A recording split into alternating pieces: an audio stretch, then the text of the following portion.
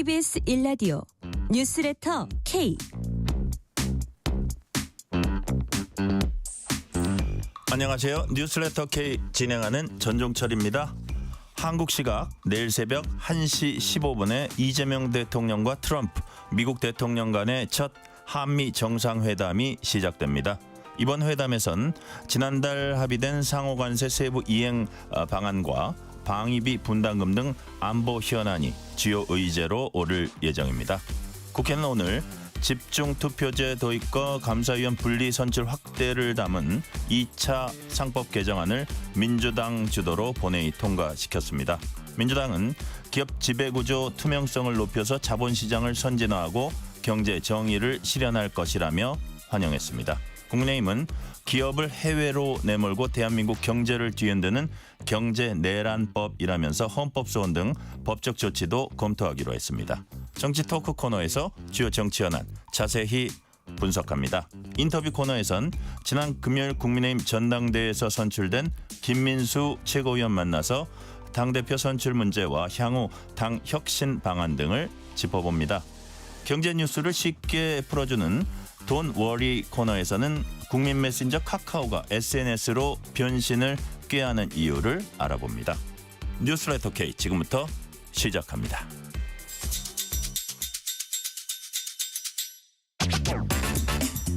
뉴스레터 K 정치 토크입니다. 박성민 전 민주당 최고위원, 신주호 전 국민의힘 상근 부대변인, 이동수 청년 정치 크루 대표 나오셨습니다. 어서 오세요. 안녕하십니까. 자, 한미 정상회담 우리 시각으로 내일 새벽 1시 15분에 시작이 됩니다. 이번 협상 테이블에 올라갈 의제가 어떤 것이 있을지 먼저 이동수 대표님이 정리를 조금 해주세요. 예, 일단 뭐 경제 분야, 안보 분야 이렇게 나눠서 볼 수 있을 텐데요. 먼저 경제 분야에서 얼마 전에 우리가 이제 미국이랑 관세 협상 했잖아요. 그때 이제 우리 돈으로 약 500조 원 정도에 달하는 그냥 3,500억 달러를 대미 투자하기로 했는데 이 세부 내역이 아직 구체적으로 확정이 안 됐어요. 그래서 이제 이거를 두고서 이제 우리 정부는 뭐 대출이나 보증을 하는 정도다라고 얘기를 했는데 또 미국에서는 아니다. 이거 직접 투자하기로 한 금액이다. 뭐 이런 얘기를 하고 있거든요. 네. 그래서 이제 이 세부 내역이 어떤 투자가 있을 것인지 이걸 좀 더 구체화하는 과정이 있을 것 같고요. 뿐만 아니라 이제 조선이나 원전 관련해서도 어떠한 협력을 할 수 있을지 논의가 될 것 같습니다. 그리고 안보 같은 경우에는요. 지금 미국에서 우리가 이제 주한미군 주둔 방위비를 1년에 한 1조 2천억 원 정도 내고 있는데요. 지금 트럼프 대통령이 이거를 9배 늘려라 지금 주장을 하고 있어요. 그 부분도 이제 협상이 있을 것 같고 또 이제 지금 주한미군이 한반도에 지키려고 있는 거 아니겠습니까? 근데 이제 주한미군의 역할을 확대하겠다라고 지금 미국 측에서 요구를 하고 있습니다. 그래서 네. 예를 들어서 뭐 중국이랑 대만 사이에 군사적인 충돌이 있을 경우에 뭐 주한미군이 또 거기에 적극적으로 개입하겠다 지금 이 얘기인데요. 만약에 그렇게 될 경우에 또 우리나라는 이제 안보 공백이 발생할 수도 있는 거잖아요. 그래서 이 부분에 있어서도 주한미군의 역할을 어느 정도까지 할지 또 아마 협상 테이블에 올라갈 것 같습니다. 네. 자, 박성민 최고위원님, 트럼프 대통령이 지난달 이제 양국 당국 간에 합의했던 관세 협상 내용, 그 합의 내용을 뒤집지는 않을 걸로 우리가 기대는 합니다. 기대는 하는데 그러나 워낙 이 예측 불가능성이 좀 큰 그런 그 특성이 있다 보니까 다른 분야 예컨대 방위비 같은 이런 분야 요구를 좀 과도하게 강하게 하면서 우리 그러면 저 관세 이 부분도 다시 생각할 수밖에 없다는 그렇게 압박하는 이런 가능성도 있지 않을까요? 어떻게 보세요? 근데 사실 이제 관세 같은 경우에는 뭐 15%로 이제 결정이 된 부분이고 뭐 네. 디테일한 것들은 남아 있지만 그거 자체를 뒤집기는 어려울 걸로 생각이 되고요. 다만 이제 지금 미국 측에서 뭐 농축산물이나 디지털 분야의 비관세 장벽을 좀 허물어라 이런 뭐 요구들을 하기도 그런 하고 얘기들이 좀 있죠 지금. 네네. 네. 아니면은 뭐 대미 투자를 저희가 결정을 했었잖아요. 근데 거기에 대한 뭐 분야, 시기, 방법에 있어서 조금 일부 이견이 있는 부분이 있다라고 확인되고 있는 만큼 예. 그런 좀 디테일들을 정리해 나가는 과정에서는 이견이 있을 수 있다. 그게 조금 우려스러운 대목이긴 한데 뭐 어쨌든 트럼프 행정부가 만만치 않은 상대인 건 분명하고 그거 거기에 대해서 이제 만반의 준비를 하고 지금 뭐 총출동한 거 아니겠습니까? 민관이 좋은 성과가 있기를 바라고 있습니다. 일단 저 신주호 부대변인 민관이 총출동했는데 경제 총수들이 뭐 그 주요 경제 총수들은 다 달려가 있고 이례적으로 대통령 실장까지 그 비서실장까지 이제 달려간 그런 상황이어서 수잔 와일스 그 최측근이고 트럼프 대통령에게 직언까지 할 수 있는 그런 그 최측근과 어쨌든 만남을 가지고 모든 가능성을 우리가 최선을 다한다 뭐 이런 차원 같거든요. 네. 그래서 그거를 역으로 보면 와 이게 지금 저쪽의 요구나 이런 게 결코 만만치가 않구나. 이런 조현 외교장관이 뭐 간 것도 미리 준비한다고 하긴 했지만 이게 그렇게 이례적인 일들이 계속 벌어지니까 네. 어떻게 지금 예측을 하고 계세요? 뭔가 오류가 심각하게 존재한다라는 생각을 지울 수가 없습니다. 저도 국민의 한 사람이기 때문에 한미 정상회담에서 좋은 성과를 갖고 대통령께서 귀국하시기를 바라죠. 하지만 오늘 대통령이 그 미국 공항에 내렸을 적에 영접하는 모습만 보더라도 미국이 대한민국의 외교 행보에 대해서 어떻게 바라보는지 저는 여실히 보여줬다고 생각합니다. 뭐 국군, 뭐 미국 의장대를 그거는 바라지도 않습니다만은 환송 나온 사람들조차도 그 수준이 굉장히 떨어지는 어떻게 보면 급이 낮은 사람들이 나와서 환송을 했고 중요한 것이 이재명 대통령이 미국의 백악관 근처 호텔에서 지금 머문다는 거 아니겠습니까? 블레어 하우스라고 하는 미국의 영빈관이 아닌 미국의 호텔에 머문다라고 하는 것 자체가 미국에서 이재명 대통령을 향해서 좋은 그림조차도 만들어주지 않겠다라는 의도를 저는 명확히 보였다고 생각합니다. 그것은 이재명 대통령이 일본과 미국을 방문하는 와중에도 중국으로는 특사단을 보낸 거 아니겠습니까?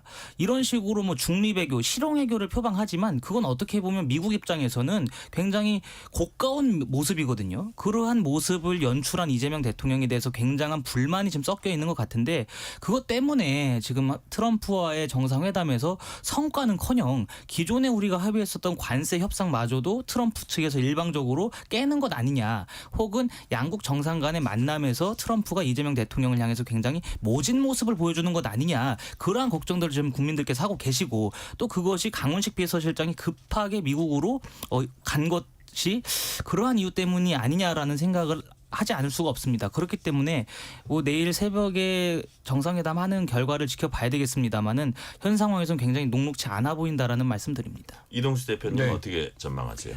저는 근데 한편으로는 협상이 무슨 의미가 있을까 약간 이런 회의감도 드는 게요. 예를 들어서 지난 주말에 이제 예. 미국 정부에서 뭐 인텔 지분 뭐 10%를 보유하게 됐다 이렇게 막 트럼프 대통령이 발표를 했잖아요. 근데 그 근거가 우리가 이제 인텔에다가 보조금 줬으니까 과거 바이든 정부 때 칩스법에 의해서 이제 많은 보조금을 줬으니 지분도 이제 좀 확보하겠다 이런 좀 개념으로 지금 다들 이해를 하고 있잖아요. 결국은 우리나라 기업이나 대만 기업이나 여기를 겨냥한 게 아닌가 싶어요. 그러니까요. 지금 뭐 삼성이라든지 하이닉스도 과거에 이제 칩스법에 의해서 보조금을 어느 정도 받고 막 공장 짓고 이런 일들을 하고 있는데 그 당시 물론 정부가 바뀌긴 했지만 대통령이 바뀌긴 했지만 과거에 약속했던 걸 이렇게 좀 뒤집어가지고 이제 우리가 투자해줬으니까 지분 가져갈게 이런 식으로 위협을 하고 있는 상황에서 이건 진짜 해도 너무한 거 아니야? 저는 아니 이럴 바이든 정부 때 우리의 고용도 창출하고 세수도 확보해 주니까 이만큼 저기 보조금을 주기로 한 건데 보조금 줬으니까 우리 지분을 줘라? 지분? 저는 그것도 문제라고 보고요. 막무가내죠, 뭐. 그러니까요. 그리고 이제 지난 4월달에 이제 트럼프 대통령이 해방의 날이다 이래가지고 막 전 예. 세계 국가별로 관세 발표하지 않았습니까? 예, 근데 예. 그때 이제 우리나라는 25%, 뭐 일본 24% 이렇게 관세를 맞았는데 브라질은 그때 10%였어요. 네네. 근데 이후에 이제 브라질의 룰라 대통령이 트럼프 대통령을 비판하니까는 또 관세를 브라질 관세를 이제 50%로 올리고 이랬거든요. 그래서 저는 뭐 과거에 한 합의, 협상 이런 거 다 필요 없이 트럼프 대통령 기분 따라서 이렇게 왔다 갔다 하는데 지금 협상을 잘하는 게 의미가 있을까 하는 좀 회의감이 좀 들긴 합니다. 신주호 부대변인한테 이거 한번 여쭤볼게요. 지금 한미 원자력 협정 개정 관련 논의도 있을 수 있다 이런 얘기가 나오는데 과연 뭐 그 논의를 해가지고 어떤 결과물이 도출된다면 한 어느 정도의 내용이 나올지 동시에 만약에 이게 우리한테 좀 유리하게 되면 과연 얼마나 많은 거를 딴 걸 줘야 될지 이 걱정부터 들더라고요. 저는. 그렇죠. 트럼프 대통령이 항상 하는 걸 보면은 본인이 굉장히 관심을 갖고 있는 분야에 대해서는 협상 시간도 길게 하고 그것에 대한 발언을 굉장히 많이 한다는 말이죠. 네. 그런데 원자력 협상 같이 지금 트럼프 대통령의 주안점에 제가 볼 때 이건 없는 것 같아요. 이건 없고 어떻게 하면 한국, 우리나라한테 더 많이 뜯어먹을까? 어떻게 하면 미국이 짊어지고 있는 짐을 우리한테 조금이라도 더 전가할 수 있을까?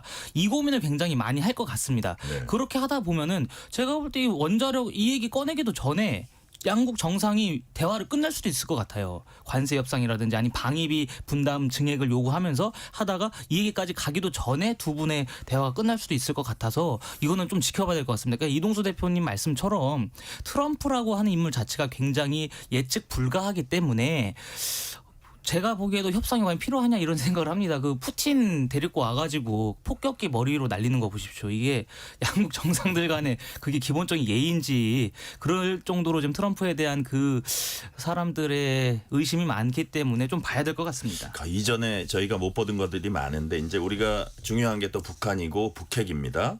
박성민 최고위원께 한번 여쭤볼게요. 우리가 이제 향후 미국이 북미 대화 이제 추진하거나 북핵 대응 방안 정할 때 한국이 거기서 배제되지 않고 이렇게 같이 참여할 수 있도록 하는 게 중요한 부분인데 이번 정상회담에서 북핵 관련 어떤 뭐 그 최소한 무슨 합의사항 구체적 합의사항은 아니더라도 원칙이나 이런 거를 합의하는 거 정도까지는 좀 가능하지 않을까요? 어떻게 보세요? 글쎄요, 근데 일단은 뭐 이번에 가는 이슈 중에서 뭐 북핵 이슈도 거론될 수는 있고 예, 대통령께서도 지금 뭐 얘기를 할 수 있다, 그러니까 꺼내볼 생각이다 북한 문제에 대해서 이렇게 얘기를 하셔서 아예 안 나올 거다 이렇게 단정지을 수는 없는데 뭐 그거 말고 할 게 이제 워낙에 많으니까 특히 지금 미국 측의 관심은 뭐 한미 동맹과 관련해서, 그러니까 네. 지금 미국이 대중 견제를 하려고 하는데 있어서 뭐 주한미군이라든지 국방 예산을 이제 증액시키는 요구를 하고 그래서 이제 대중국을 견제하는 데에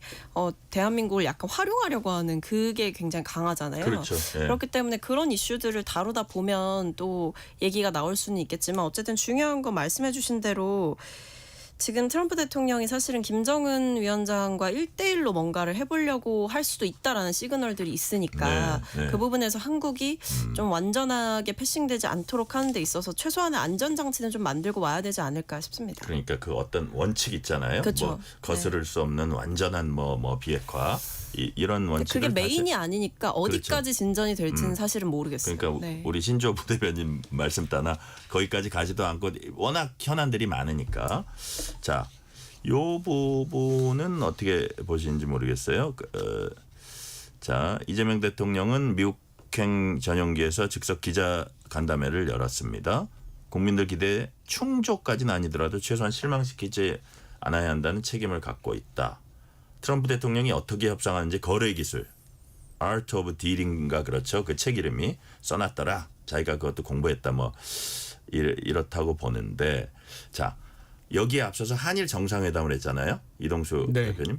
한일 정상회담을 하고 미국에 가는 거는 뭐 긍정적인 효과를 몇 가지 얘기하는 분들이 있더라고요. 그거 어떻게 평가하세요? 네, 일단 저는 긍정적으로 평가를 합니다. 예. 일단은 그동안 이제 역대 대통령들 보면은 항상 보면 미국 대통령을 먼저 만나고 그 이후에 뭐 일본 이제 총리나 이런 분들을 예, 만났었잖아요. 근데 아무래도 이제 우리와 가까운 이웃인 그리고 지금 어떻게 보면 처지가 비슷한 이 일본 총리 먼저 만나서 좀 논의를 하고 그 한일 정상회담 아니 그 미일 정상회담을 했었잖아요. 예. 그래서 이제 거기서 나름의 또 노하우나 이런 걸 또 구하지 않았을까 이런 생각도 들어요. 그리고 저는 이번에 되게 인상적이었던 게 그 21일 날 요미우리 신문이랑 인터뷰를 했는데요. 이재명 대통령이 이제 그 박근혜 정부 때 뭐 위안부 합의라든지 아니면 윤석열 정부에서 제3자 변제 관련해 가지고 합의 논란이 굉장히 크지 않았었습니까? 네네. 그것도 이제 이재명 대통령이 당시에 이제 야당 대표로서 막 비판하고 이랬었는데 지금은 이제 국가로서 한 약속을 뒤집는 것은 바람직하지 않다 이런 얘기를 하면서 이제 과거에 했던 것들이 이제 문제가 있을지언정 이거를 이제 좀 현실을 인정하고 또 서로를 이해하고 좀 이렇게 이해하려고 노력을 해야 된다 이런 이제 이야기를 이재명 대통령이 했거든요. 네. 근데 저는 이런 이 태도 여기서 이제 이재명 대통령의 그 실용적인 면모나 이런 것들이 좀 많이 보이는 것 같아요. 물론 과거에 이제 합의들이 비판받을 점은 충분히 있지만 정권이 바뀌었다고 해서 우리가 막 손바닥 뒤집듯이 이제 뒤집으면은 과연 트럼프 대통령 지금 하는 거와 뭐가 다를까? 국제적인 신뢰나 이런 차원에서도 저는 이재명 대통령의 이런 실용적인 스탠스를 좀 나름 높게 평가하고 싶습니다. 이번에 저 신조 부대변인님 기자들이 막 물었어요. 왜 이번에 일본 정상 만나가지고 비행기 날아가면서 네네. 물어본 겁니다. 왜 과거사 이렇게 좀 깊게 얘기 안 했냐 그랬더니 아이 거기에 대해서 내가 욕먹을 준비가 돼 있다 이랬는데 첫 만남에서 네. 어려운 문제부터 하는 것보다는 쉬운 문제부터 하고 약간 합의할 수 있는 부분부터 한다. 이거는 좀 이해가 되는 측면이 있고 지금 말씀하신 저기 요미우리 신문 인터뷰 한일 정상회담 직전에 이제 그런 합의 뒤집는 거 좋지 않다고 좀 좋은 사인을 보낸 건데 네.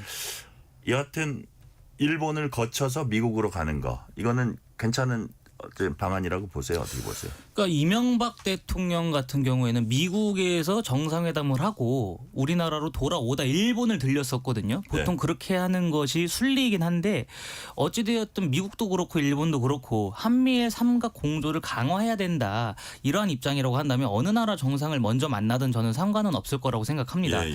그리고 지금 이재명 대통령을 전 개인적으로 좀 높게 평가하고 싶은 면이 대통령이 되기 전만 하더라도 중국의 극도로 편향되게 치우친 그런 쉐쉐 외교를 하겠다 이런 식으로 했다가 지금 막상 대통령이 되니까 국제 정세를 바라보고 난 후에는 이렇게 가면 안 되겠다라는 것을 체감하신 것 같아요. 그런 면에 있어서 한미일 공조를 강화하는 방안으로 가려고 한다는 것 자체는 높게 평가하고 또 위안부 합의라든지 그런 것이 만약에 대통령이 아니었다면 그런 식의 전향된 입장을 내놓았을까라고 물어본다면 아마 그러지 않았을 거거든요. 그런 면에 있어서 저는 이재명 대통령의 그 외교에 대한 소신이 어느 정도 바뀐 것은 굉장히 우리 국익에 있어서 좋은 시그널이다라고 생각을 합니다만은 그럼에도 불구하고 실용이라는 것을 쫓다가 우리가 원칙이고 소신이고 다 없어져 버릴 수가 있거든요. 미국과 일본을 방문하는 동시에 중국의 특사단을 보낸 것 그거는 저는 비판받아 마땅하다고 봅니다. 자, 일단 크게 봐서 이시바 총리가 이제 회담을 하면서 본래 20분 예정됐던 걸 1시간 하면서 과외 수업을 좀 해줬대요. 그래가지고 실제로 요런 점이 있으니까 해라. 그런 건 상당히 도움이 된다면 팁이 도움이 될 수도 있을 것 같고 그런 미리 예습을 한 그런 거 하나 있고 두 번째는 미국이 한일 간에 이게 돈독하면 미국이 되게 편하게 생각하고 그 다음에 얘기가 부드러워진다는 그런 측면들이 있는 것 같거든요. 네, 전략이 좀 있었던 거죠. 그러니까요. 그러니까 일단은 예. 뭐 일본과의 대화를 통해서 어떤 미국의 스탠스라던가 아니면 미국과의 협상 과정에서 이제 겪었던 뭐 일들을 좀 경험을 공유를 받으면서 우리가 좀 챙길 수 있는 또 미리 알 수 있는 것들을 좀 챙겨간 걸로 보이고요. 그리고 말씀해주신 대로 이게 한국과 일본 간의 관계가 굉장히 좀 괜찮다라는 걸 보여줌으로써 이 한미일 간의 어떤 공조라든지 협력이라든지 이런 부분들을 좀 더 강화할 수 있는 틀 안에서 저희가 좀 믿음직한 시그널을 보내고 있는 게 아닌가라는 생각이 듭니다. 근데 뭐 이게 이 대통령이 과거에 뭐 실시 발언을 했다고 해서 그게 이제 무조건적인 중국에 치우친 외교를 하겠다는 게 아니라 그때 말씀하신 맥락을 보면 이게 어느 한쪽에 뭐 강경 일변도의 외교 노선을 타지 않고 우리 국익에 부합하는 방향으로 실용적인 노선을 타겠다라는 입장이었기 때문에 저는 사실 뭐 지금 이제 미국과의 관계가 이제 급선무이기 때문에 미국과의 뭐 회담이나 아니면 대화 과정에 힘을 쏟고 있지만 또 한편으로는 중국발 리스크도 분명히 관리를 해야 되는 거예요. 그런 의미에서 특사단을 이제 보내시고 하는 거는 별 문제 없다. 저는 괜찮다고 봅니다. 시기적으로도 네네. 뭐 큰 상관이 없고 이거는 또 별개 중국을 관리하는 뭐 안 할 거다. 수가 없지 않습니까? 뭐 중국에서 지금 어떻게 보면 뭐 중국과 미국의 대결이 심화되는 과정 속에서 한쪽의 편을 드는 것 자체가 어려운 상황이니까요. 아마 국민의힘 쪽에서는 그 트럼프 자신보다도 트럼프를 둘러싸고 있는 참모진 중에 이제 대중 강경파들이 많대요. 그래가지고 그런 부분을 또 혹시나 뭐 빌미로 삼을까봐 뭐 그런 것들인데 뭐 그런 일이 없었으면 좋겠고요. 자, 국회가 오늘 민주당 주도로 2차 상법 개정안을 본회의 통과시켰습니다. 국민의힘은 방송 3법, 노란봉투법 때처럼 상법 개정안 놓고도 필리버스터했습니다. 관련해서 김현정 민주당 원내 대변인 얘기 들어보시겠습니다. 1차 상법 개정안에 찬성했던 국민의힘은 2차 개정에는 반대하며 필리버스터에까지 나섰습니다. 이는 논리 모순이자 자기 부정과 다름없으며 1차 상법 개정안까지 유명무실하게 만들겠다는 속내를 드러낸 것과 다름 아닙니다. 한두 사람을 항상 속일 수는 있고 여러 사람을 한두 번 속일 수는 있을지 모르나 수많은 사람들을 항상 속일 수는 없다. 미국 대통령 링컨의 말입니다. 얄팍한 꼼수로는 한두 사람을 속일 수는 있을지 모르나 결코 1,500만 투자자들까지 속일 수는 없다는 것을 국민의힘은 명심하시기 바랍니다. 자, 지금 링컨의 말까지 김현정 의원이 얘기하면서 이거 사실과 다르게 얘기하지 마라 그러고 이제 반대하는 상대 당에 대해서 이제 얘기를 했는데 자, 이동수 대표님 네. 2차 상법 개정안 시행되면 뭐가 일단 기본적으로 달라집니까? 예, 일단 지금 이 통과된 2차 상법 개정안 같은 경우에 핵심이 두 개인데요. 예. 이 자산 2조 원 이상 상장사 대상으로 집중 투표제를 도입하는 것을 의무화하도록 했고요. 예, 예. 감사위원회 위원을 분리 선출하는 대상을 1명에서 2명 이상으로 확대하도록 했어요. 예, 예. 집중 투표제 같은 경우에는 이제 주주들이 이 이사 선임을 할 때 몰표를 줄 수 있도록 하자, 이게 핵심입니다. 그러니까 주주총회를 할 때 선임해야 될 이사가 3명이라면은 뭐 A 후보, B 후보, C 후보 이렇게 한 표씩 행사하지 않겠습니까? 예, 근데 예. 이거를 한 명에게 3표를 이제 행사할 수도 있게 해서 소액 주주들이 뭐 선호하는 이런 후보들에게 이제 몰표를 주게 함으로써 좀 힘을 실어주자, 뭐 이런 취지를 좀 담고 있고요. 예. 감사위원 분리 선임 같은 경우에는 기존에 이제 이사 뽑을 때 같이 이렇게 진행이 됐었는데요. 그렇게 될 경우에는 아무래도 지배주주의 영향력이 좀 크게 작용할 수밖에 없잖아요. 네. 그래서 이제 분리 선출하는 감사위원을 1명에서 이 2명 이상으로 하도록 해가지고 이제 이 분리 선출된 이런 감사위원들이 이제 회사의 경영이나 이런 데 있어서 적극적으로 감시할 수 있도록 하자, 이런 취지를 담고 있습니다. 자, 먼저 신주호 부대변인한테만 여쭤볼게요. 근데 국민의힘과 업계에서는 이것이 왜 위험하다 이렇게 보고 있는 겁니까? 소액 주주를 보호해야 된다. 그것에 저는 반대할 사람 없다고 생각합니다. 그런데 소액 주주들을 보호하는 것은 그냥 명분에 그치는 것이고 결국에 기업의 경영권이 악화될 수밖에 없는 상황을 도래하게 되거든요. 경영권 악화. 네, 경영권이 악화되고 하다 보면은 어느 기업이 장기적인 안목으로 우리 기업의 미래 먹거리를 책임질 투자, 개발 이런 것들을 신경 쓰겠습니까? 그렇지가 않고 오히려 단기 차익을 통해서 우리 회사의 단기적인 이익에만 함몰될 수밖에 없는 상황이 초래할 것이거든요. 그러다 보면 결국에 그 기업에 누가 들어오게 되느냐, 해외 유명 펀드사들이 들어오게 됩니다. 헤지 펀드사들이 들어와가지고 그 기업을 마치 본인들의 단기적인 이익을 위해서 기업 사냥꾼 말하는 거예요? 분해하고 해체하고 하는 그러한 결과를 맞을 겁니다. 그러다 보면은 우리의 기업들이 아주 세계적으로 굉장히 촉망받고 있고 세계적으로 유명한 그런 기업들이 기업 활동은 하지 못하게 되고 그냥 단기적인 시각에서만 기업을 경영할 수밖에 없겠죠. 그러다 보면은 결과론적으로 네. 단기적으로는 우리가 소액 주주들이 보호되고 단기적으로는 기업이 잘 나가는 것처럼 보일 수 있으나 10년, 20년 된 결과 장기적으로 모두가 죽는 결과를 맞이할 수밖에 없습니다. 그렇게 돼버리면은 우리 지금 일자리 만들고 하는 것은 다 기업이 주체 아니겠습니까? 결국에 일자리도 사라지고 기업도 사라지고 하면은 우리나라에 있는 젊은 청년들은 나중에 일하러 해외로 다 나갈 수밖에 없습니다. 그러한 것들을 고민하고 있는 것이죠. 자, 박성민 최고위원님, 이게 이제 예를 들어서 상법 개정안에 대해서 박수현 수석 대변인이 기업 지배구조 투명성 높이고 자본시장 선진화하고 경제정의 실현하는 것이다, 이런 긍정적인 측면을 얘기했는데, 한국 GM 대표 같은 분들은 진짜 철수를 시사하기도 하고 그랬는데 우려가 과장됐다 이렇게 보는 겁니까? 어떻게 보는 거예요? 그러니까 뭐 사실 이제 일종의 좀 공포 마케팅을 계속 이제 야당 측에서 하는 것도 있는 것 같고요. 계속 뭐 노란봉투법이라든지 아니면 상법 개정안을 두고 계속 네. 이게 뭐 기업들 죽이는 법안이다 이런 취지의 말씀을 하시지만 사실 그동안 존재하고 있던 문제들을 해결하는 거죠. 왜냐하면 뭐 상법 개정안이 지난번에 이사의 충실 의무 대상을 뭐 회사에서 회사와 주주로 확대하는 그런 것도 이제 통과를 이미 시켰었잖아요. 그러니까 그 상법 개정안을 추진했던 이유도 사실 윤 정부에서도 추진을 했었어요. 뭐 입장이 중간에 바뀌기는 했지만 결국 코리아 디스카운트의 원인이 거기에 있다. 그리고 투명하지 못한 지배구조라든지 아니면 개미 투자자들이 손해를 볼 수밖에 없는 그런 상황들, 혹은 이제 회사나 뭐 대주주들 혹은 이사진의 이익을 위해서 네. 뭐 회사를 쪼개고 뭐 합치고 하면서 계속 개미 투자자들이 손해를 보는 그런 어떤 문제들이 현존해 왔기 때문에 이거를 개선해야 된다라는 데에 대해서는 저는 분명하게 필요성을 느꼈고, 네. 그런 의미에서 어떤 투명성의 강화, 그다음에 뭐 기업의 구조 자체도 좀 개선을 하는 그런 측면들이 담겨 있다고 봐야겠죠. 네. 반면에 국민의힘은 노란봉투법 상법 개정안 통과를 경제 내란으로 규정하면서 강하게 반발했습니다. 송원석 국민의힘 원내대표 얘기 들어보시겠습니다. 이 법이 가장 두려운 것은 우리 기업들의 해외 엑소더스입니다. 재계에서는 이렇게 경고를 했습니다. 제일 무서운 건 기업들이 조용히 한국을 떠날 것이라는 것이다, 이렇게 경고했는데 이재명 정권은 이러한 재계에 피 끓는 호소가 전혀 들리지 않았는 것 같습니다. 노란봉투법과 더 센 상법은 우리 경제 질서에 막대한 후폭풍을 불러올 경제 내란법이라고 생각합니다.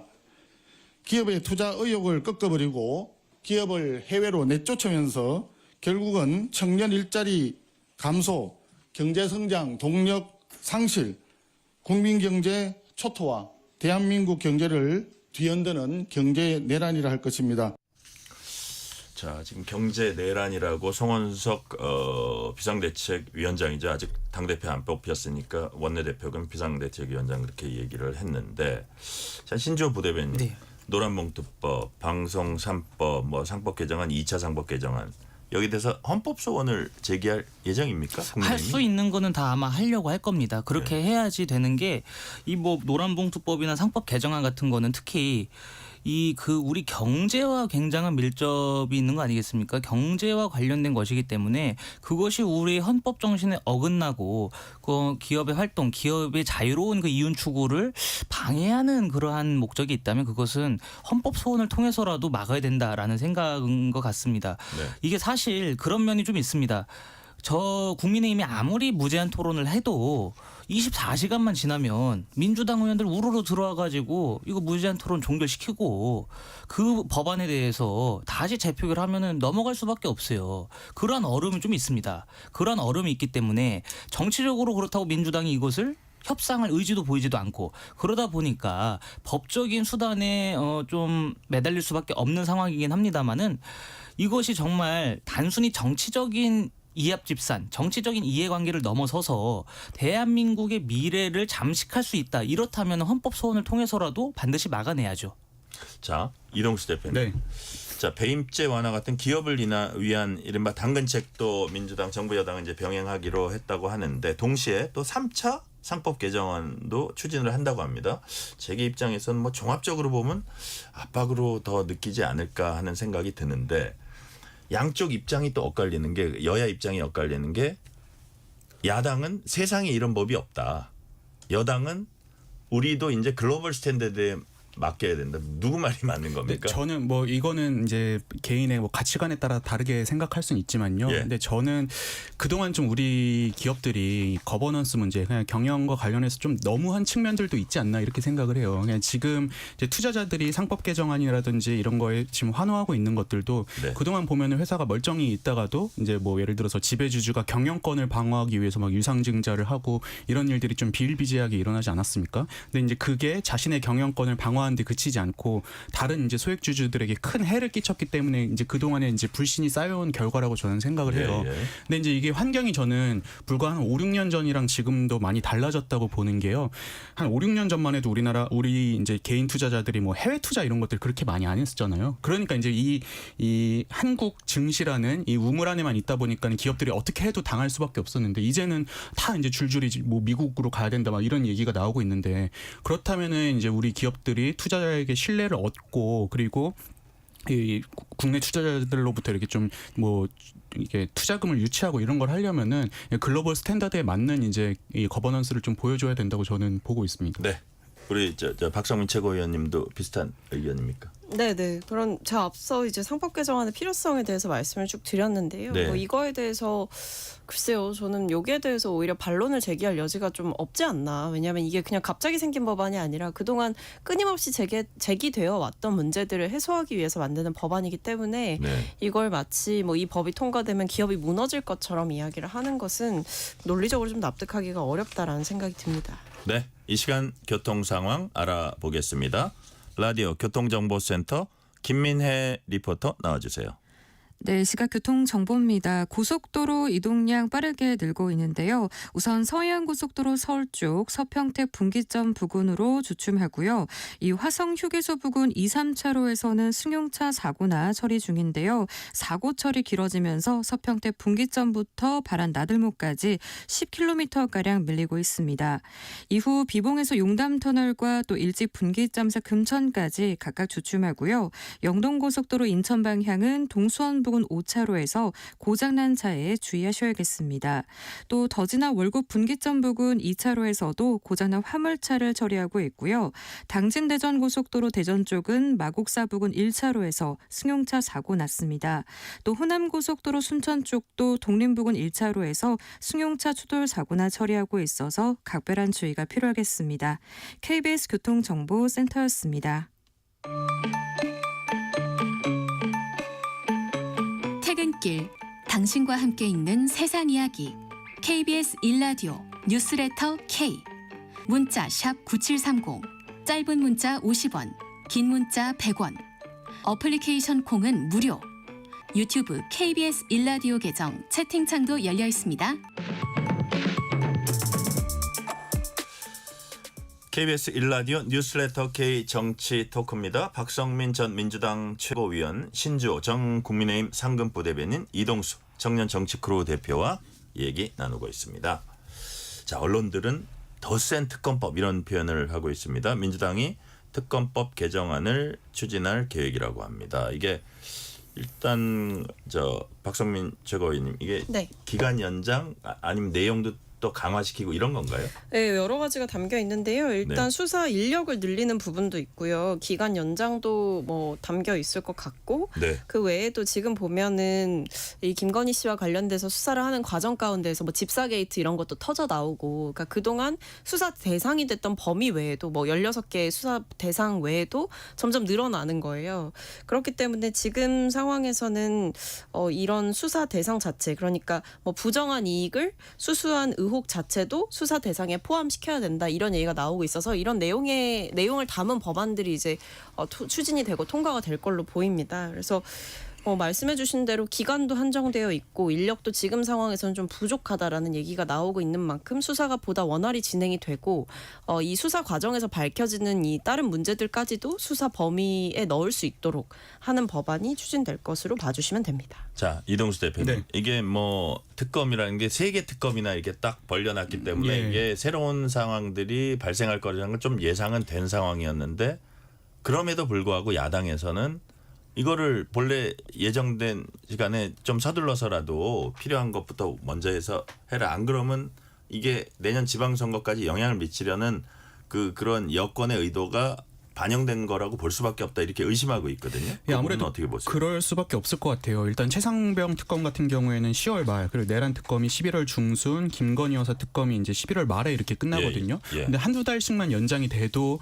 이제 2026년으로 넘어가는 거잖아요. 근데 이제 선거가 내년 6월이니까는 내년 초부터는 이미 이제 뭐 후보군으로 누가 나오네 이런 것들이 거론이 될 텐데. 거기다 이제 재판해야죠. 또. 그렇죠. 이제 근데 예. 국민의힘이 수사를 받고 있고 뭐 재판에 들어가고 이런 상황 자체가 사실 그냥 국민의힘에는 긍정적이지만은 않을 것 같아요. 근데 저는 국민의힘이 이거를 뭐 막고 싶다고 해서 막을 수 있는 상황은 아닌 거잖아요. 그렇다면은 나름 그래도 어느 정도 합의를 보는 게 중요하지 않을까 생각을 하는데요.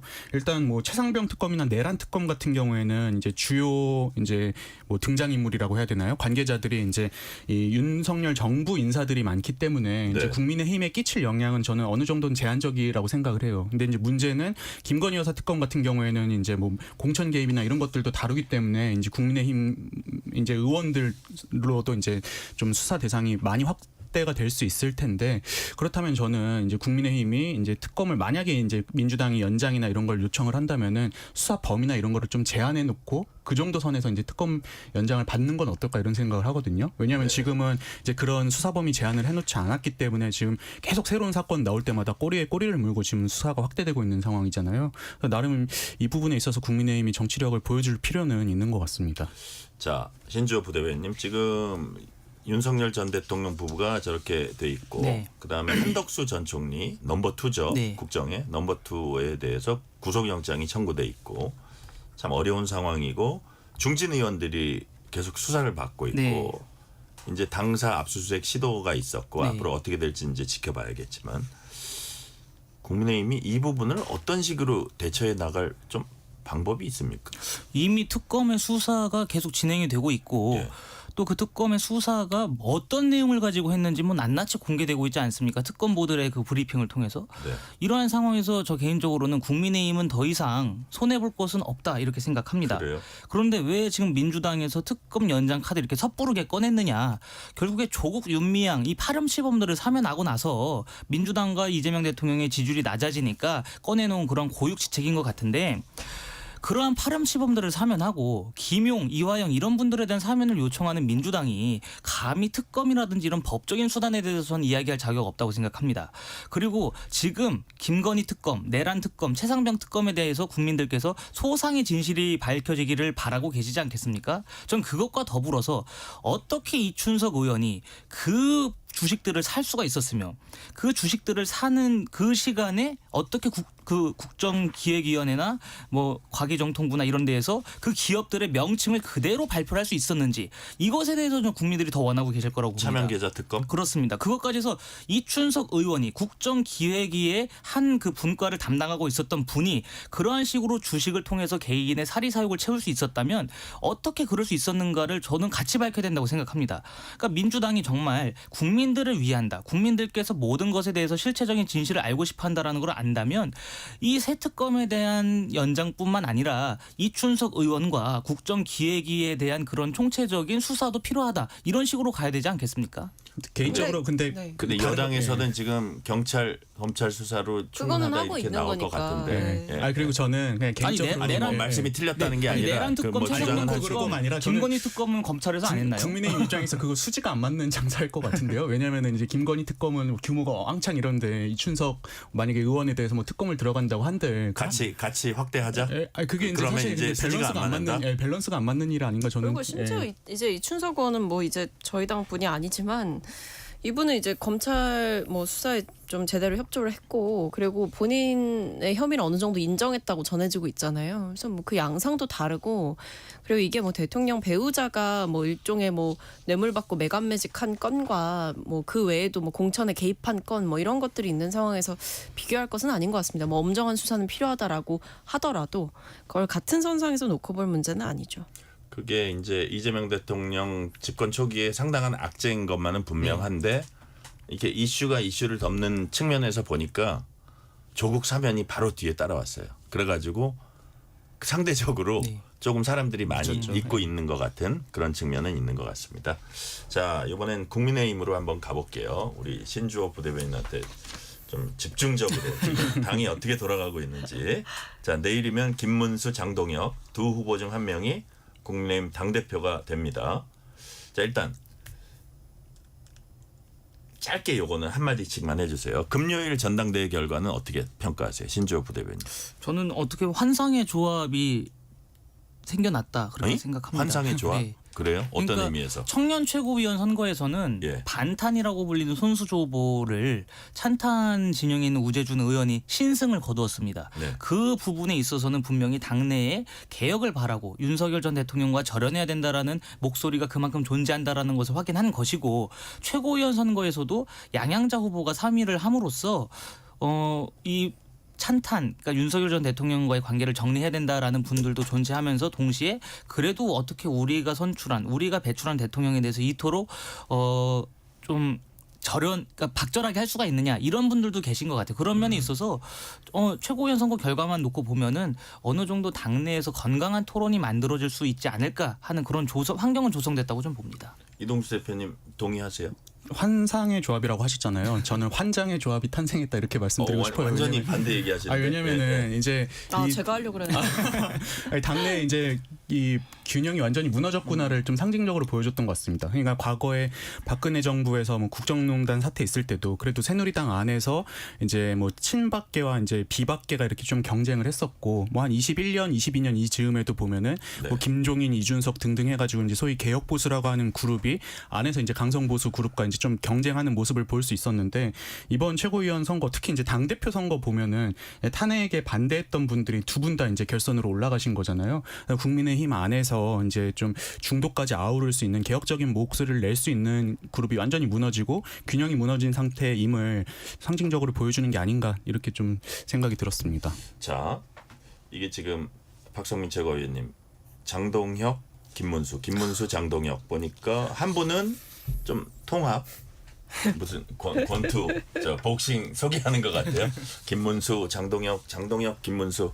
여하튼 한 분은 통합, 포용, 한 분은 선명성. 어쨌든 뭐 단일 대우. 누구의 손을 들어줄 거예요, 당원들은?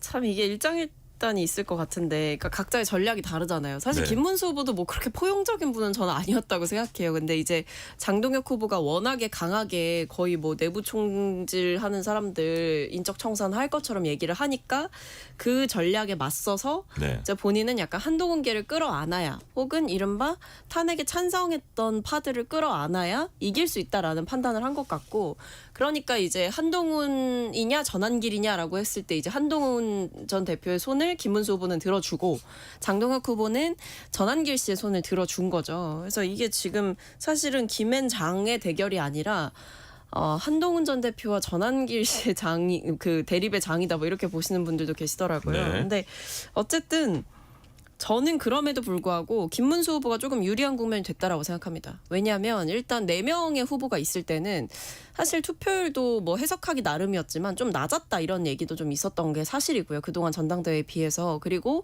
찬탄파들이 힘을 좀 못 쓰는 상황이었고 뭐 단일화라든지 이런 이벤트도 없었던 상황이기 때문에 탄핵에 찬성했던 파들 그리고 뭐 한 전 대표의 지지자들 혹은 당의 쇄신과 변화를 바라는 분들은 사실 투표 동력이 되게 떨어지는 선거였다고 저는 생각해요. 근데 결선이 됐고 네. 1대1 구도가 됐잖아요. 그러면 한 전 대표를 지지했던 지지층들이 없지 않잖아요. 계시잖아요. 그 수가 좀 밀린다라고 하더라도 그분들이 누구한테 투표할 거냐 보면 장동혁 후보는 사실 한 전 대표 측에서 보면 완전 배신자거든요. 저는 배신자를 막기 위해서라도 김문수 후보에게 울며 겨자 먹기로 적극적으로 투표하는 상황이 발생하지 않을까 싶어서 지금 국면은 김문수 후보에게 좀 더 유리해지지 않았나 싶습니다. 자, 신주호 부대변님은 예를 들어서 친한계 이른바 반탄파, 찬탄파죠. 의 표심이 김문수 후보에게 가는 그 힘이 더 강할지 네. 아니면 강성 지지층의 결집이 더 강할지 어느 쪽이 더 강할 걸로 보세요? 이거는 정말 예측하기가 힘듭니다. 그러니까 지금 투표율이 4자 경선 때보다 조금 높아졌다고는 하는데 그것이 그 찬탄파가 사실 네. 김문수 후보께서 찬탄파는 아니잖아요. 그런데도 불구하고 투표율이 높아졌다라고 하는 것은 그만큼 이번 선거에 4자 경선 때 투표하지 않은 분들이 유입이 됐다 이렇게 우리가 분석을 할 수도 있겠습니다만은 과연 그 정도로 김문수 후보한테 간 표가 그런 다음에 김문수 후보한테서 떨어져 나올 표는 또 없을지 장동혁 후보는 계속 그 얘기를 하시는 거잖아요. 김문수 후보가 아무래도 그 선명성이 약하다 보면은 김문수 후보를 지지했었던 표심조차도 나한테 올 수 있다 이런 주장을 하고 계시는 것 같아요. 저는 그 말이 상당히 합리적이고 일리가 있다고 봤습니다. 네. 그런 면에 있어서 지금 뭐 통합을 외치는 것도 좋지만 과연 우리 당원들께서 가장 당과 당대표에게 바라는 것이 무엇이냐를 좀 미루어 짐작했을 적에 좀 봐야 될 것 같습니다만은 결과를 정말 예측하기가 좀 힘듭니다. 자, 박성민 최고위원님, 이게 이제 어떤 당 대표가 되든 정청래 민주당 대표와 이제 대화하는 게 과연 쉬울까 이런 얘기들을 많이 하시는데 이재명 대통령이 전용기한 기자간담회에서 정청래 여당 대표 입장과 대통령인 나의 입장은 다르다. 국민의힘 대표가 된 이상 야당 배제해서는 안 되고 자기는 그 누가 선출되더라도 당연히 대화할 거다 이런 얘기를 했거든요. 대통령은 야당 대표 대화하고 집권 여당 대표는 배제하고 이게 좀 이상하잖아요. 이런 모습들이 계속 지속이 될까요? 좀 달라질까요? 뭐 근데 저는 계기는 있을 거라고 보고요. 달라질 수 있는 계기. 근데 뭐 그 말씀인 것 같아요. 저도 공감하는데 이게 당의 대표가 고민하는 방향과 전략 그리고 노선과 네. 대통령이 지향해야 되는 바는 분명히 다른 거죠. 그러니까 대통령께서는 계속 모두의 대통령이 되겠다라고 말씀을 하셨고 그리고 대통령은 특정 진영의 대통령이 아니라 진짜 모든 국민의 대통령이잖아요. 그렇기 때문에 그런 면에서 당연히 어떤 전략적이나 입장 차이는 있을 수밖에 없다라는 생각이 들고 다만 어떤 정기국회가 이제 또 시작이 되고 여러 예. 국면에 접어들게 되면 여야 대표가 뭐 지금처럼 악수 안 하고 갈 수 있을까라는 생각도 들고 또 한편으로는 결국 국민의힘에게 좀 달린 게 아닌가라는 생각도 듭니다. 만약에 이제 특검 수사가 좀 더 진척이 되고 지금 보면 뭐 추경호 전 원내대표에 대한 시선들이 좀 쏠리고 있잖아요. 네. 어떻게 좀 수사에서 어떤 결론이 나게 될지도 좀 봐야 되는 거고 그런 의미에서 국민의힘이 그런 이 특검에 의해서 밝혀지는 의혹들이나 확정되는 혐의들이 생겼을 때 내부의 구성원들을 감쌀 거냐 아니면 이 내란과 관련된 사람들에 대해서는 정확하게 정리를 할 거냐 이런 부분들에 대해 따라서도 국민의힘을 대하는 민주당의 입장은 달라질 수 있다라고 생각합니다. 자, 신주호 부대변인 네. 짧게만 지금 국민의힘이 어떻게 입장을 달라지고 새 당대표가 뭐 예를 들어서 과거 어떻게 절연하고 여기에 달려있다 이렇게 말씀하셨거든요. 어떻게 보세요?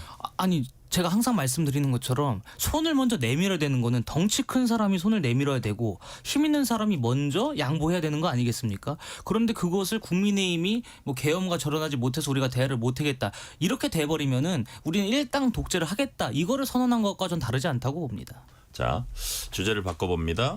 조국 혁신당 혁신정책연구원장이 광폭 행보를 하고 있습니다. 자, 이제 사면된 다음에 사면 복권이죠. 된 다음에 첫 일정 DJ 참배했었는데 오늘은 노무현 전 대통령 묘역, 내일부터는 광주, 전남, 전북 등 호남 지역 방문합니다. 자, 본인은 이제 지방선거용 아니고 자신의 사면 위에 애써준 분들에게 인사하는 차원이다 이렇게 얘기를 했는데 박지원 의원은 선거는 가깝지 않고 상당 기간 후다. 소탐 대실하지 말아라. 그 최근에 이제 좀 눈에 띄는 게 강득구 의원이에요. 사면 그렇게 주장한 분인데 이거는 좀 아닌 것 같다.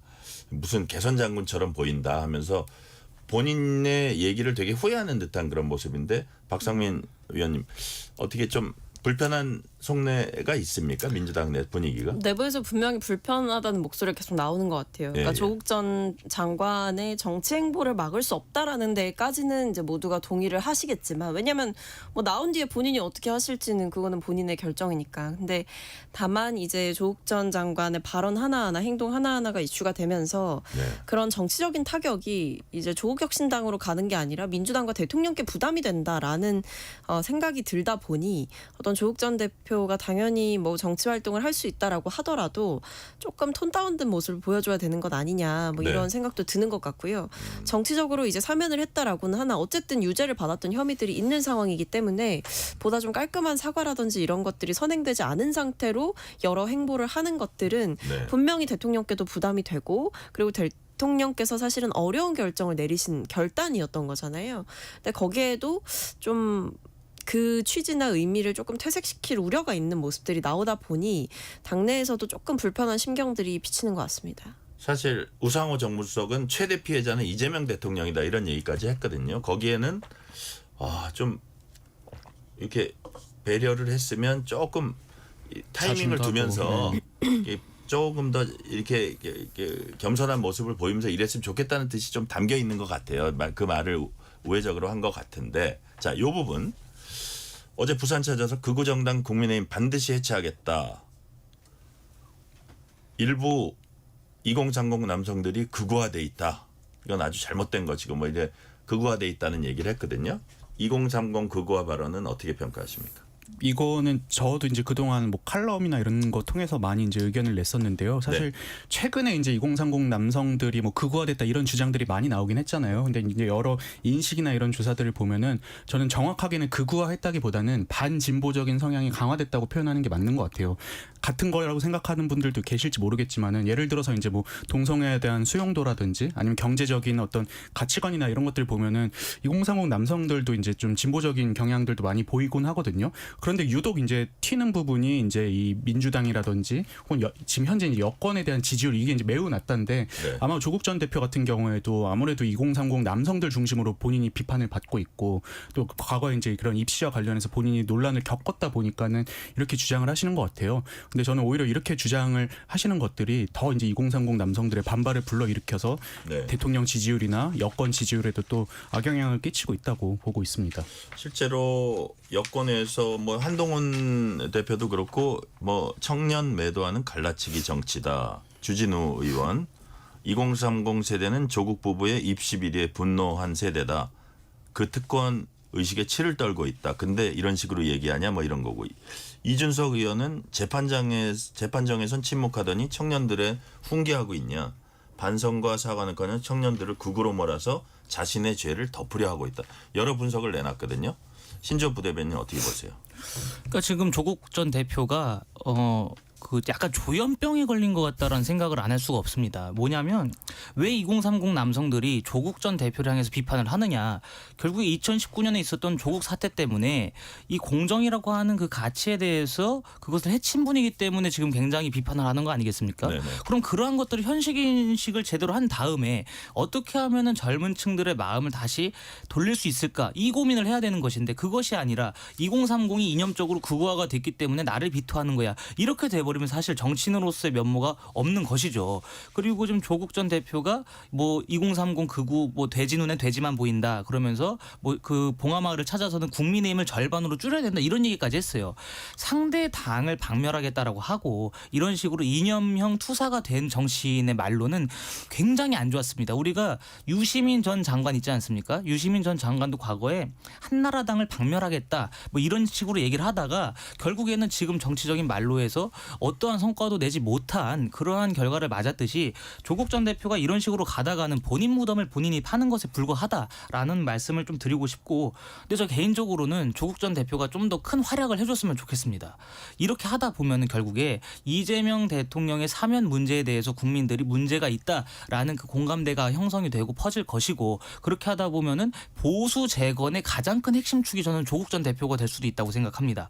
오히려 조국이라는 사람 때문에 당시에 그 반문재인 진영, 반민주당 진영의 국민들이 하나로 뭉쳤듯이 이번에도 어려움을 맞고 있는 보수 진영이 다시 살아나기 위해서 조국 전 대표를 매개로 해갖고 저 사람은 우리가 반드시 막아야 된다 이런 식의 일념을 가진 국민들이 늘어나고 하다 보면은 오히려 보수 재건에 가장 큰 도움을 주시지 않을까라는 생각을 해서 저는 계속해서 이렇게 좀 활동을 해주셨으면 좋겠습니다.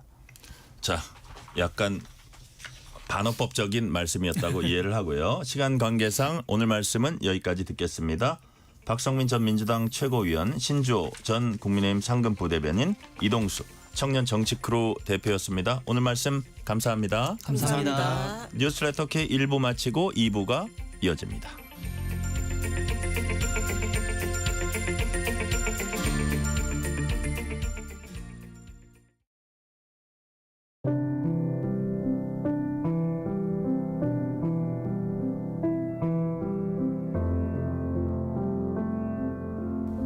KBS 라디오 연중기획 희망충전 대한민국 653번째 이야기. 안녕하세요. 아나운서 유지원입니다. 3살 선우는 오늘도 아빠를 부르며 꿈에서 깨어납니다. 올해 7월 간암 3기로 투병하던 아빠는 끝내 선우와 엄마 곁을 떠났습니다. 베트남 출신인 엄마는 아픈 남편을 간호하며 어린 아들을 돌보고 낯선 땅에서 삶을 이어가기 위해 모든 걸 버텨야 했는데요. 하지만 아빠의 항암 치료비와 병원비는 가족에게 큰 빚으로 남았고, 언어 장벽에 부딪힌 엄만 임시 아르바이트로 생계를 이어가고 있습니다. 막막한 하루하루. 점점 수척해지는 엄마의 모습에 주변 사람들의 우려도 커지고 있는데요. 오늘도 엄마의 손을 꼭 잡고 작은 품으로 안아주는 어린 선우. 엄마와 선우가 안정적인 환경에서 살아갈 수 있도록 여러분이 두 손을 꼭 잡아주세요. 여러분의 따뜻한 손길이 희망의 빛이 됩니다. ARS 060-700-1580 060-700-1580 한 통화 3,000원으로 희망을 선물해주세요. KBS 라디오 연중기획 희망충전 대한민국은 초록우산 어린이재단, 인탑스 주식회사, 그리고 청취자 여러분과 함께합니다. ARS 060-700-1580 한 통화 3,000원입니다.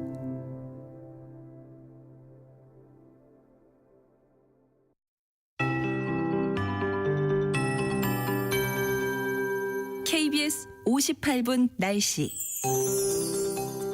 지금은 비가 대부분 소강 상태를 보이고 있습니다. 앞으로 저녁 무렵부터 다시 중부지방과 호남에 비가 내리겠고요.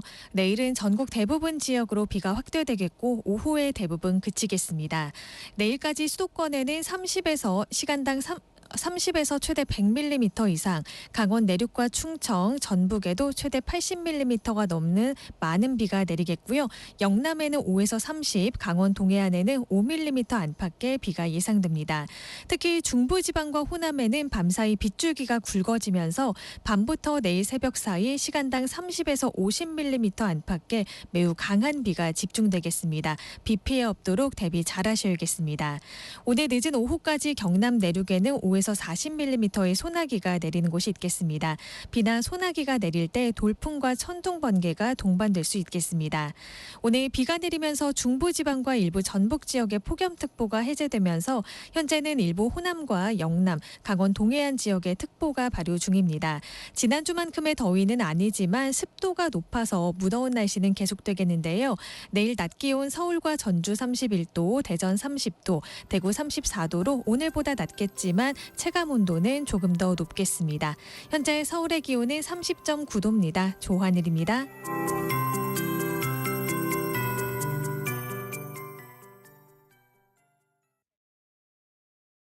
정성을 다하는 국민의 방송 KBS가 6시를 알려드립니다.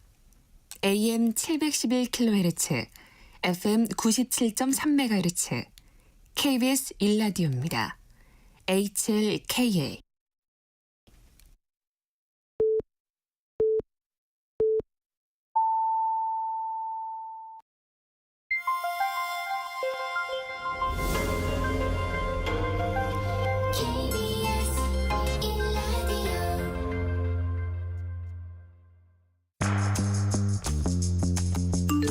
여러분은 지금 퇴근길 시사편지 한 장, KBS 1라디오 뉴스레터 K를 듣고 계십니다.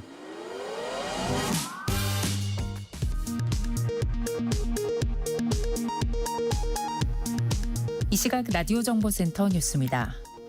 이재명 대통령이 우리 시간으로 내일 새벽에 있을 트럼프 대통령과의 회담 의제는 안보, 국방비, 관세 협상 문제 등이 예측된다고 밝혔습니다. 북한 문제는 제한 없이 필요한 얘기는 다 하겠다고 밝혔습니다. 미국 언론들도 한미 정상회담에서 논의될 주요 의제에 대한 보도를 이어가고 있습니다. 특히 주한미군의 전략적 유연성과 한국이 약속한 대미 투자 3,500억 달러의 세부 사항이 중점적으로 논의될 것이라는 전망을 내놨습니다. 집중투표제 의무화 등을 주 내용으로 하는 2차 상법 개정안이 오늘 더불어민주당 주도로 국회 본회의를 통과했습니다. 민주당은 코스피 5천 시대에 한 걸음 더 가까워졌다며 법안 통과를 환영했습니다. 국민의힘은 기업 활동을 제한하는 경제내란법이라며 헌법 소원 등 법적 조치를 검토하겠다고 밝혔습니다. 내란 특검이 박성재 전 법무부 장관과 심우정 전 검찰총장에 대한 압수수색을 실시했습니다. 김건희 여사와 건진법사 전성배 씨는 오늘 김건희 특검에 소환돼 조사를 받았습니다. 연금을 1개 이상 받는 65세 이상 국민이 각종 연금을 모두 더해 한 달 평균 69만 5천 원을 받는 거로 집계됐다고 통계청이 발표했습니다. 하지만 65세 이상 인구의 9.1%에 해당하는 86만 명은 아무런 연금도 받지 못했습니다. 지금까지 라디오 정보센터 뉴스 편유희였습니다.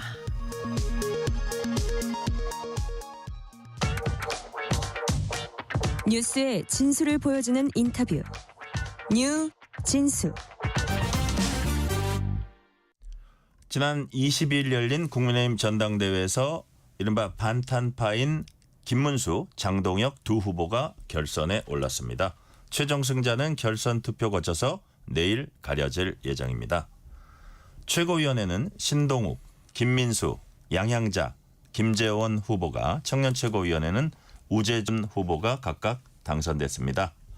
오늘은 김민수 최고위원과 얘기 나눠봅니다. 김민수 최고위원님 어서 오세요. 네, 안녕하세요. 반갑습니다. 안녕하세요. 반갑습니다. 아유, 네. 먼저 당선 축하드릴게요. 아유, 감사합니다. 네. 자, 1인 신동욱 후보와 2만 표도 채 차이가 나지 않았습니다. 먼저 당선 소감 한 말씀 해주세요. 먼저 저는 지금 현직 국회의원도 아니고 당협위원장도 아니라서 뭐 조직도 아무것도 없는데 지금 많은 국민들과 그리고 당원 여러분들께서 이렇게 지지를 해주셔서 기적 같은 결과를 좀 만들어주셨다고 봅니다. 그래서 굉장히 높은 득표율도 보여주셨고 또 실제 또 일반 여론조사에서는 1위를 기록해서요. 이게 이때까지 제가 한 7, 8개월간 일관되게 주장해왔던 것들에 많은 분들이 동의해 주셨다라고 봅니다. 그래서 이러한 부분들을 지금 당에서도 당원도 굉장히 결과값을 좀 의미 있게 보고 있고 저희들도 유의미한 결과로 보고 있어서 지금 우리 당원분들께서 지금 어떻게 보면 보수 정치 더 넓게는 대한민국 정치에 한 번의 역사를 좀 바꾸셨다. 정치 문화 풍토를 바꿨다. 그래서 당원들께서 제가 감사말에 이런 말을 했는데 당원 여러분들께서 조직 선거를 이기는 기적을 보여주셨다라고 했습니다. 네. 자, 지금 그래서 김민수 그래서 그 기대에 어긋나지 않게 그 기대에 어긋나지 않게 당원분들께서 주신 마음에 어긋나지 않게 바른 정치로 보답하겠습니다. 네. 자, 지금 김민수 최고위원 말씀은 조직도 없이 지금 싸웠는데 3위와도 차이가 많이 나는 지금 1등과 별로 차이가 나지 않은 2등 어등은 그동안 말씀해 오셨던 게 당원 국민들에게 상당히 소구력이 있었다 이런 말씀이시고요. 자, 그렇다면 어쨌든 지난 치열했던 전당대회 과정 있잖아요. 일단 최고위원 선거, 그다음에 당대표 선거까지 묶어가지고 어떻게 평가하실 수 있을까요? 이 지난 전당대회 과정. 저는 좀 이게 제가 좀 특별한 선거를 했던 것 같아요. 그러니까 캠프도 없었고요. 조직도 없었고 사실 저 포함해서 한 3명이서 뛰었던 선거거든요. 아, 그래요? 예. 그래서 제가 선거 기간에 물론 잠은 하루에 한 2시간 정도 잤고 또 하루에 굶는 날도 있고 한 끼 먹는 날도 있고 이러면서 해서 한 8kg가 빠졌습니다. 지금 한 2주 사이에 8kg가 빠졌는데 온라인을 통해서 더 많이 합니까? 아니면 사람들도 많이 만나러 다닙니까? 사람들을 거의 못 만났어요. 왜냐하면 이게 사실 전당대회 정치를 좀 아시는 분들은 알 텐데 당대표 후보들은 조직이 있기 때문에 내가 대구 갈게 하면 대구에 사람이 모여 있고 부산 갈게 하면 부산에 모여 있지만 최고위원 후보들이 제가 내려갈게요 한다고 사람이 모이지 않거든요. 그러니까 이제 사실 지역이나 조직들을 찾아뵙는 건 굉장히 좀 제한적이고 그래서 어쩔 수 없는 방향들로 제가 이때까지 냈던 메시지들이 좀 당원들에게 다시 한번 강조되게끔 하고 그리고 당의 변화의 필요성을 좀 역설하고 했던 것들이 당원과 당원 사이들에서 굉장히 많이 전파가 됐어요. 그래서 이게 굉장히 전파가 됐고 이번에 많이 들었던 얘기들은 통상 당내 선거가 국회의원이나 당협위원장들이 조직들에게 누구 밀어 하면 밀어야 되잖아요. 근데 만약에 예를 들어 누구 밀어 하면 정신 나간 소리 하고 있어 이런 말들이 나왔답니다. 그리고 만약에 김민수 좀 밀어 그럼 당연히 밀어야지 이런 말들이 많이 나왔다라고 해요. 그래서 이게 당원분들께서 진짜 한 분 한 분이 만들어주신 기적이라고 표현을 하는데 사실 이게 조직도 없고 캠프도 없이 지금 이런 결과를 만들어낸 사례도 없거니와 또 당내에서 조직을 끼지 않고 선거에서 승리하는 사례도 사실 찾기가 힘들거든요. 그래서 이게 지금 많은 분들께서 지금 더 많은 격려를 해주시고 또 도와주셨던 분들은 우리가 미안하다고 전화가 오셨어요. 수석 만들 수 있었는데 미안하다. 수석 못 만들어서? 네, 더 뛸 수 있었는데. 그래서 이게 지금 제 첫 그 선거 캠페인이 그러니까 당내에서는 원래 당원상 러닝메이트가 금지돼 있어요. 엄격하게. 근데 이제 최고위원 후보들이 사실 러닝메이트가 금지돼 있음에도 불구하고 유력 당대표 후보들 뒤를 좀 많이 쫓는 모습을 보이거든요. 근데 이제 하는 말들도 비슷하고 그리고 행사장도 같이 다니고. 그러니까요. 그러니까 이제 표를 찍는 사람들은 알죠. 네, 표를 찍는 사람들은 알죠. 그래서 이제 그쪽으로 통상 최고위원들이 팀으로 당선이 되는데 저 같은 경우는 애초에 시작할 때 당신의 여러분들의 러닝메이트 김민수입니다가 제 첫 슬로건이었고 그래서 여러분들께서 제 러닝메이트가 되줘라. 그리고 여러분들께서 내 배우가 되줘라. 그리고 누군가의 후광을 입는다면 특별한 정치인이 아니라 국민 여러분들의 후광을 입었으면 좋겠다. 그리고 누군가한테 고개를 숙여야 되면 특별한 정치인이 아니라 국민 여러분한테만 숙였으면 좋겠다로 이제 제가 선거 캠페인을 처음 시작했는데 실제로 이러고 나서 카톡이나 SNS 메신저로 손 내밀어 준 거 내가 잡겠습니다. 내가 러닝메이트 하겠습니다. 이 국민들이 지금 엄청나게 많으셨죠. 그래서 엄청나게 많으셔서 제가 집에 한 새벽 1-2시에 들어가면 1-2시간 답장을 해도 다 못할 정도로. 그래서 이제 그분들께서 진짜로 캠페인을 대신해 주신 것 같아요. 캠페인을 대신해 주시고 좋은 결과 만들어 주신 것 같습니다. 자, 그렇다면 이번 전당대회에 드러난 표심을 딱 한마디로 정의한다면 뭐라고 규정 지으시겠습니까? 언론이 원하는 대답은 탄창과 반탄일 것 같아요. 그러니까 찬탄과 반탄을 이야기하고 싶을 것 같은데 제가 볼 때는 더 정확하게 얘기해서 당원들의 마음을 헤아린다라고 하면 보수의 가치를 바로 세우는 강한 보수를 원하는 당원들의 당신과 그리고 지금 여기에 자기 정치를 위해서 정확히 얘기하면 당을 좀 내려놓고 보수의 정치에 올라탄 사람들의 정치로 나뉘었다고 봅니다. 그리고 여전히 지금 국민의힘의 많은 당원들께서는 강한 보수를 원하시고 보수의 가치를 바로 세우길 원하더라. 제가 지금 일반 정치인과는 좀 다른 목소리를 12월 4일부터 내오기 시작했거든요. 네네. 이거 짧은 시간이 아니죠. 8개월 동안. 예, 예. 이 목소리의 톤이 바뀐 적이 없습니다. 장소나 시간에 따라서. 그래서 이게 당원분들께서는 많은 분들께서 알아봐 주셨고 또 레거시 미디어를 통해서는 제가 사실 잘 못 나갔어요. 예, 예. 제가 계엄 이후에 방송이 그 많던 방송이 다 잘렸거든요, 저는. 그래요? 네, 그래서 제가 우파 패널 중에서 그래도 한 5손가락 안에 들 정도로 방송을 많이 하고 있었는데 한 달에 한 100개 안팎했으면 많이 했죠. 네, 근데 엄청난 네, 건데요. 근데 이제 계엄 이후에 제가 좀 탄핵 반대 입장에서 강하게 싸우다 보니까 실제 레거시 미디어에서는 다 하차를 했고요. 네, 그리고 이제 뭐 유튜브 방송들로 옮겨갔는데 그럼에도 불구하고 제가 뭐 일관된 목소리를 계속 냈고 이 부분들이 당원들께는 굉장히 큰 공감을 불러일으켰던 것 같습니다. 그리고 당원들이 제 목소리에 상당히 공감해 주셨던 것 같고 또 당원들을 넘어서 사실 이번에 그 결과를 보면 여론조사는 제가 1등을 했어요. 아, 그래요? 네, 그러니까 당원 조직 선거가 있는 당원조사에서는 제가 약간 오차범위였지만 실제로 여론조사에서는 제가 지금 후보들 중에서 1위를 했다. 이거는 많은 분들이 얘기하는 극성 보수 지지자들의 목소리를 담은 것이 아니라 중도 확장 그러니까 일반 대중들에게도 충분히 호소력 있는 결과였다라고 수치가 얘기해 주는 것이 아닌가라고 생각합니다. 그래서 제가 좀 보수 정치인들에게 우리들의 주장을 겁내하지 말고 당당하게 얘기해야지 이런 것들이 서로 의견이 서로 충돌을 하기도 해야 국민들께서 누구 목소리가 맞는지 들어주는데 보수 정치인들은 이게 내 옷에 흙탕물 튀기는 걸 싫어해요. 그래서 이게 야 이거 상황이 안 좋은데 여론이 저쪽이 우세한데라고 하면 다 입을 다물어 버립니다. 그러다 보니까 이게 진보 진영에서 하는 얘기들이 진실이 돼버리고 우리 쪽에서 목소리를 내지 않으니 어떤 의견도 없는 상황이 돼버리고. 근데 지금 거꾸로 이게 지금 제가 한 8개월 정도 같은 목소리를 내오면서 우리 당의 조직 선거가 통하지 않을 정도로 당원들이 절 지지하고 있다라고 하면 이것은 지금 용기를 내는 것도 답이다라는 것을 좀 보여주지 않았나 싶습니다. 그래서 이번에 사실 전당대회 첫날만 해도 저만 금기어들을 막 쏟아 뱉었거든요. 네. 근데 예컨대 딱 한 두 마디만 소개해 주세요. 첫째 날 제가 대구에서 내뱉었던 거는 지금 윤석열 대통령이 인권 유린의 현장에서 절규하고 있다라는 멘트를 했는데 이게 사실 윤석열 대통령이 금기어처럼 돼 있었어요. 이름을 못 꺼내게. 근데 이 연설에서 제가 데리고 들어갈 수 있는 사람이 10명이었거든요. 티켓 10장이 딱 나옵니다. 그럼 5천 명 중에 10명인데 한호는 온 진영에서 다 터졌습니다. 가장 큰 한호. 그때 다음 날부터 다른 후보들이 다 윤석열 대통령 얘기를 하기 시작했죠. 그리고 두 번째 날은 저는 극우 프레임을 깨려고 극우를 제 입에서 꺼냈는데 또 여기서 또 완전히 온 당원들이 다 환호가 터졌고 그러니까 이제 두 번째 날부터는 다들 전투력이 향상되신 것 같습니다. 그래서 이제 너도 나도 다 점점 더 전투력들이 향상됐던 결과들이 보여주고 이때까지 마음속에 담았던 말들을 내뱉기 시작하신 것 같고 그래서 사실은 이번에 레거시 미디어가 계속해서 우리 당 전당대회를 약간 우스꽝스럽게 만들려고 했던 것 같아요. 그래서 이게 주로 타겟을 삼았던 것이 어떻게 보면 전한길 우리 대표라든가 위주로 많이 방송을 하는데 이 전당대회요 제가 봤을 때 토론회만 다뤘어도요 이게 토론회나 연설에만 다뤘어도 시청률 엄청났을 겁니다. 이렇게 재밌는 전당대회는 제가 봤을 때 역대상 없었다고 봅니다. 최고위원 토론회 말씀하시는 겁니까? 최고위원 토론회도 그랬고 그리고 이 연설 합동 연설회도. 그럼 이게 연설회 같은 거 보면요. 사실 진짜 어떻게 보면 치열하게 싸우기도 했고 제가 볼 때 싸우는 게 꼭 안 좋은 거 아니거든요. 싸우면서 이게 어떻게 보면 결과값을 만들어가는 과정이고 또 우리 당은 지금 많이 무너졌기 때문에 여기에서 더 깨지고 파괴돼야 새로운 게 창조된다고 봅니다. 그러니까 깨지는 과정인데 이거 국민들께서 보셨으면 굉장히 흥미로우셨을 거라고 판단돼요.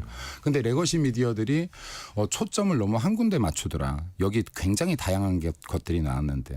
그래서 저는 여기에 지금 시청자분들이 계시다면 전당대회 합동연설회 같은 거 한번 보시면 특히 제 거 보시면 재밌을 겁니다. 네, 제 거 보셔도 재밌을 거고 또 이 반대 의견을 펼치는 분들의 연설 보셔도 재밌을 거예요. 뭐 예를 들어 조경태 의원이라든지 김근식 후보 같은 분들의 연설을 봐도 재밌으실 것이고 제 거나 그리고 장동혁 후보 뭐 등을 봐도 재밌을 거예요. 그래서 이거는 지금 제가 볼 땐 레거시 미디어가 시청률을 엄청나게 올릴 수 있는 기회를 놓쳤다라고 봐요. 지금 김민수 최고위원님 말씀은 재밌다는 건 단수 재미보다는 거기에 상당한 의미를 포함하고 생각하게 만든다 이런 뜻 같아요. 네, 그러니까 그죠? 대한민국 정치의 변화의 현장을 볼 수 있던 장면이라고 생각합니다.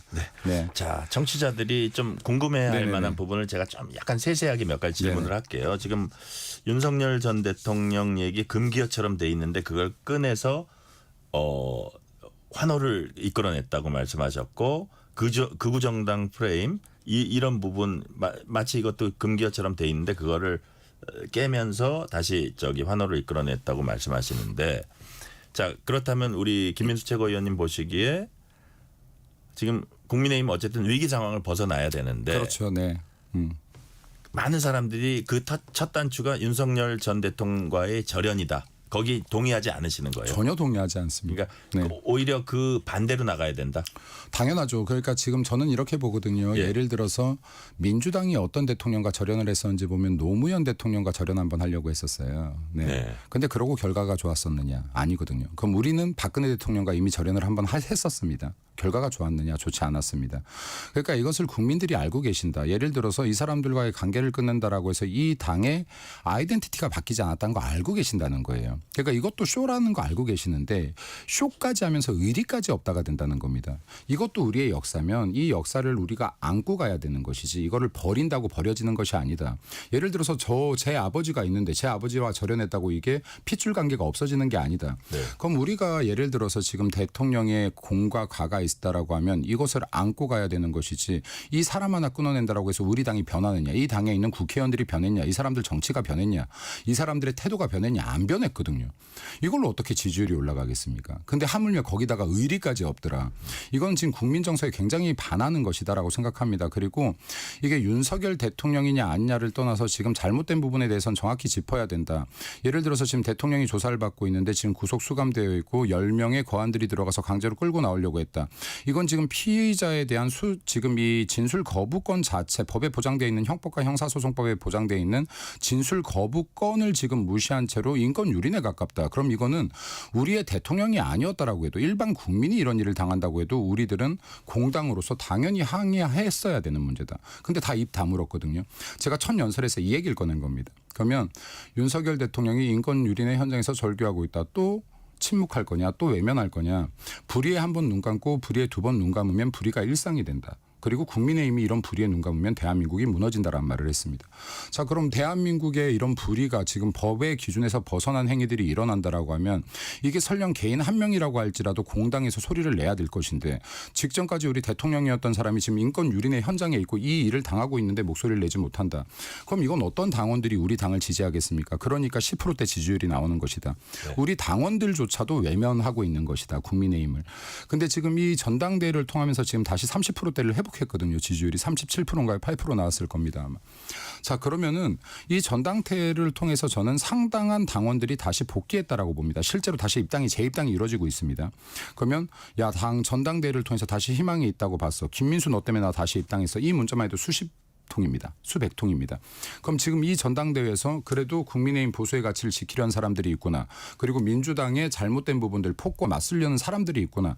그럼 여기에서 다시 돌아갔던 민심들이 상당히 돌아오고 있다라고 분석합니다. 그래서 이런 것들은 지금 우리 당이 너무나 비겁한 정치를 하고 있다. 잘못한 게 있으면 당당하게 잘못했다라고 하고 이 부분을 근본적으로 해결하려고 해야 되는 것이지 마치 맨날 항상 습관적으로 꼬리 자르기, 사람 한 명 자르기로 끝내려고 해서도 안 되는 것이고 또 잘못된 것을 봤다라고 하면 여기에 목소리를 내야 되는 것이지 이 잘못된 걸에 목소리 내는데 혹시 내 옷에 윤석열 탄핵이라는 윤석열 계엄이라는 이런 흔적이 묻을까 봐 아무도 목소리 내지 못한다면 결국에는 우리 당에는 비겁한 사람뿐이 남지 않을 것이다. 대래 지금 국민이나 당원들이 목소리를 내고 있는데 정치라는 것이 정치인이 국민 앞에 있어야 되는 거 아닙니까? 대신 비바람 맞아줘야 되는 것인데 국민들 앞에 몰아놓고 내가 뒤로 숨을 거면 이 사람은 정치인으로서의 자격이 없다라는 말씀을 계속 드리고 있는 것이고 우리가 먼저 앞에 나가서 먼저 말해줘야 되는 것이고 먼저 주장해줘야 되는 것이다라는 이야기를 계속 했었습니다. 그래서 이 부분들에 대해서는 지금 당원들께서 굉장히 많이 공감해 주셨던 것 같고 당원뿐만이 아니라 무당층 누군가는 혹자는 중도층이라고 하는 이 층에서도 저는 충분히 공감을 어느 정도 끌어냈기에 여론조사에서 1위가 나왔다라고 생각합니다. 네. 지금 윤석열 전 대통령이 구치소에서 처한 그런 상황에 대해서 이제 말씀을 해주셨는데 예를 들어서 이제 비상계엄이라는 행위를 했잖아요. 그 부분에 대해서 이제 법적인 어떤 처벌 수순을 받고 있는데 그럼에도 불구하고 1호 당원이었기 때문에 그래서 절연 얘기가 나오는 것 같아요. 그걸 이제 우리 최고위원님 말씀처럼 비겁하다 이런 관점으로 볼 수도 있겠지만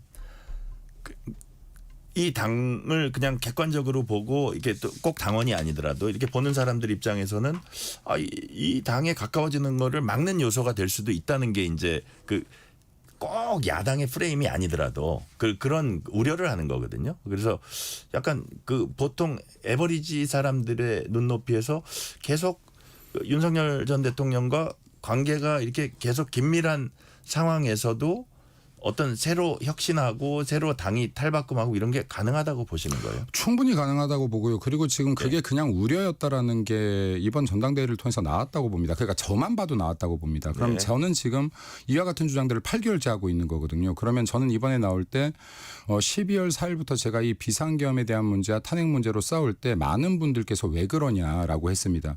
정치 못한다 앞으로. 그래서 정치 그만둘 생각입니다라고 했습니다. 그러고 싸웠거든요.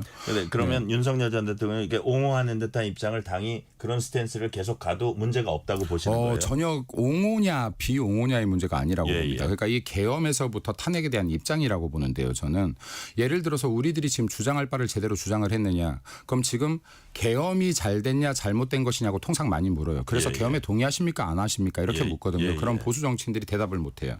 계엄은 동의하지 않는데요. 탄핵은 좀 반대하는 입장입니다. 이런 애매한 얘기를 합니다. 이거 지금 진짜로 애매한 얘기하고 있는 거거든요. 피해가기 위한 답변입니다. 그런데 정확하게 얘기하면요. 계엄을 하나의 사건만 딱 잘라서 옳으냐 그르냐로 하면 이건 흑백 논리에 빠질 수밖에 없습니다. 그런데 계엄은 역사의 하나의 가정이거든요. 그럼 계엄이 일어나게 한 가정이 분명히 있다는 겁니다. 그럼 민주당의 국헌문란 행위가 있었습니다. 지금 분명히. 이 전까지 지금 29번의 지금 탄핵 소추가 있었어요. 여기에 지금 행정부의 수반들이 상당히 껴 있습니다. 행정부를 분명히 마비시켰습니다. 그리고 예산을 아예 삭감시켰습니다. 예산 마비도 분명히 시켰습니다.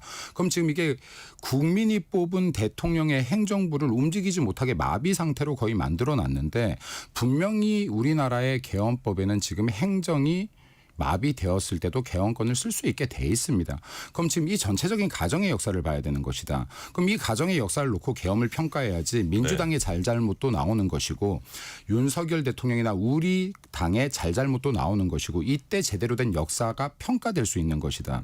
예를 들어서 계엄 한 사건만 딱 잘라놓고 야 계엄이 잘 됐어 잘못됐어 흑백 논리로 정한 다음에 계엄은 잘못된 것이니까 윤석열 대통령의 탄핵은 정당한 것이야라고 하면 이건 제대로 된 역사 평가가 아니다. 이걸 하나의 가정으로 놓고 볼 때 제대로 된 역사 평가가 일어날 수 있는 것이고 대한민국 역사도 한 걸음 발전할 수 있다라고 봅니다. 그래서 저는 이게 우리 당에 하는 말이 우리들이 인정할 걸 인정한다 하는 선상이다라고 하더라도 이게 국민들께서 정확한 판단을 하실 수 있게 이 과정에서 분명히 지금 민주당이 잘못한 부분을 당당하게 주장할 수 있어야 되는 것이지 여기서 계속 회피하려고 하기 때문에 여론 자체가 우리가 싸움조차도 못 붙어보고 지는 것이다. 국민들은 알아야 되잖아요. 국민들이 한쪽만 소리를 내면 이쪽이 진실인 줄 알아요. 그런데 양쪽에서 소리를 내서 이게 부딪힐 때 누구 말이 맞는지 평가하기 시작합니다. 그런데 지금 우리들은 이 평가의 기회마저 우리 손으로 내려놓고 있다. 그렇기 때문에 우리가 낼 주장들을 소리를 내라라는 겁니다.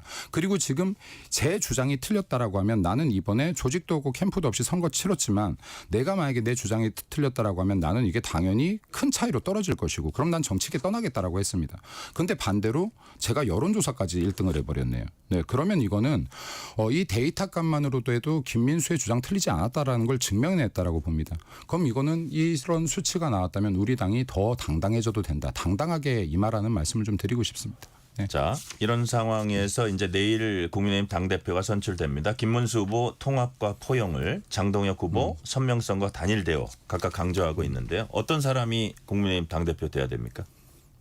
제가 말하면 이제 선거법 위반이죠. 당원당규 위반인데. 어떤 덕목을 갖춘 사람이? 저는 두 분의 정치적 언어가 다를 뿐 같은 뜻을 갖고 있다고 봅니다. 그래요? 예. 네, 그러니까 지금 두 분의 정치적 용어가 다르다. 표현 방법이 다르지만 결국에는 지금 더 강한 정당을 만들려고 하는 것이고 그리고 내년 지금 지방선거와 그리고 6년이 되나요? 그때 총선에서 우리가 이길 수 있는 발판을 만들려는 의지는 두 분 다 있다라고 봅니다. 그래서 지금 내일 어떤 분이 되는 것이 좋냐를 떠나서 지금 모두가 필요한 분들이기 때문에 어떤 분이 되든 간에 협력 관계가 일어날 것이다. 협력이 일어날 것이고 그리고 이 협력을 통해서 시너지를 만들어낼 것이라고 봅니다. 네. 여당 대표는 내란 정당 해산을 거듭 언급하고 있습니다. 거기다 여당은 노란봉투법, 상법 개정안, 방송 3법 등 마음먹은 법안들 줄줄이 다 통과시키고 있습니다. 자, 국민의힘 제1야당 국민의힘이 정부 여당의 잘잘못을 따지고 비판하는 것도 중요하지만 나가서 좀 대안을 제시하면서 국민 신뢰를 회복하는 게 아마 좀 우선이 아닐까 생각이 드는데 어떤 방안이 있을까요? 저는 계속 이 주장을 하고 있는데 네. 아마 레거시에선 잘 안 달아서 모르시겠지만 보수 진영에서는 굉장히 유명한 말이 됐습니다. 네네. 투쟁이 곧 혁신이다. 투쟁이 곧 살 길이다. 제가 지금 우리 혁신이가 꾸려져서 계속 쓸데없는 혁신안을 짜내길래 그때 제가 했던 말인데요. 지금 목에 총칼 들어왔는데 무슨 혁신안을 짜고 있느냐. 싸우는 게 곧 혁신이고 싸우는 게 곧 살 길이다라는 말을 했는데요. 네. 지금 정청래 대표 같은 경우에 우리 사람 취급 안 한다면서요. 악수도 하지 않겠다면서요. 네네. 네. 무슨 대화가 되겠습니까? 대화 못한다. 나가서 투쟁해라. 싸우고 지금 민주당이 잘못하고 있는 것들, 민주당의 악법과 투쟁하고 민주당의 인권 유린과 투쟁하고 민주당의 지금 온갖 탄압과 투쟁해라. 그래서 이 여론이 받쳐주면 결국에는 우리가 민주당을 상대로 싸우는 것도 아니요. 정청래를 상대로 싸워야 되는 것도 아니다. 여론과 싸워야 된다. 여론이 지금 우리 쪽으로 이끌게끔 만들어서 여론이 비슷해지고 여론이 우리의 손을 들어주면 대화 우리가 하지 말래도 올 것이다. 그때 정청래가 우리 사람 아니니까 대화 안 하겠다고 할 수 있을까요? 그때는 이제 사람 취급하는 거예요. 취급하는 게 아니라 머리를 숙이고라도 대화를 하러 와야죠. 여론이 기울면. 네, 그러니까 이것은 결국에 여론의 힘인 것이지 민심의 힘인 것이지 정청래의 힘도 이재명의 힘도 아니다. 그러면 우리들은 지금 여론을 가져오기 위해서는 민주당이 자행하고 있는 방금 말씀하셨던 반시장법들이라든지 그리고 지금 인권 유린에 대한 부분이라든지 그 자유민주주의 체제를 지금 갉아먹고 있는 온갖 지금 악법들이라든지 이런 부분들을 국민들께 소상히 알려야 되는 것이고 그리고 지금 우리가 부당한 부분에 대해서 투쟁을 제대로 했을 때 국민들의 여론이 지금 돌아설 것이다. 이거는요 제가 장담할 수 있습니다. 투쟁을 제대로 하면 이건 분명히 여론의 변화가 있습니다. 이건 제가 2019년도에도 실제로 우리들이 경험했던 적이 있다. 2019년이요? 네, 2019년 4월부터 지금 저희들이 토요일 날 강화문에서 저희 당이 장애 집회를 주관한 적이 있습니다. 이때도 20% 초반대 지지율에서 시작했는데 이거 민주당과 오차 범위로 좁히는데 불과 6, 7개월뿐이 걸리지 않았다. 근데 이땐 정말 처절하리만큼 투쟁했다.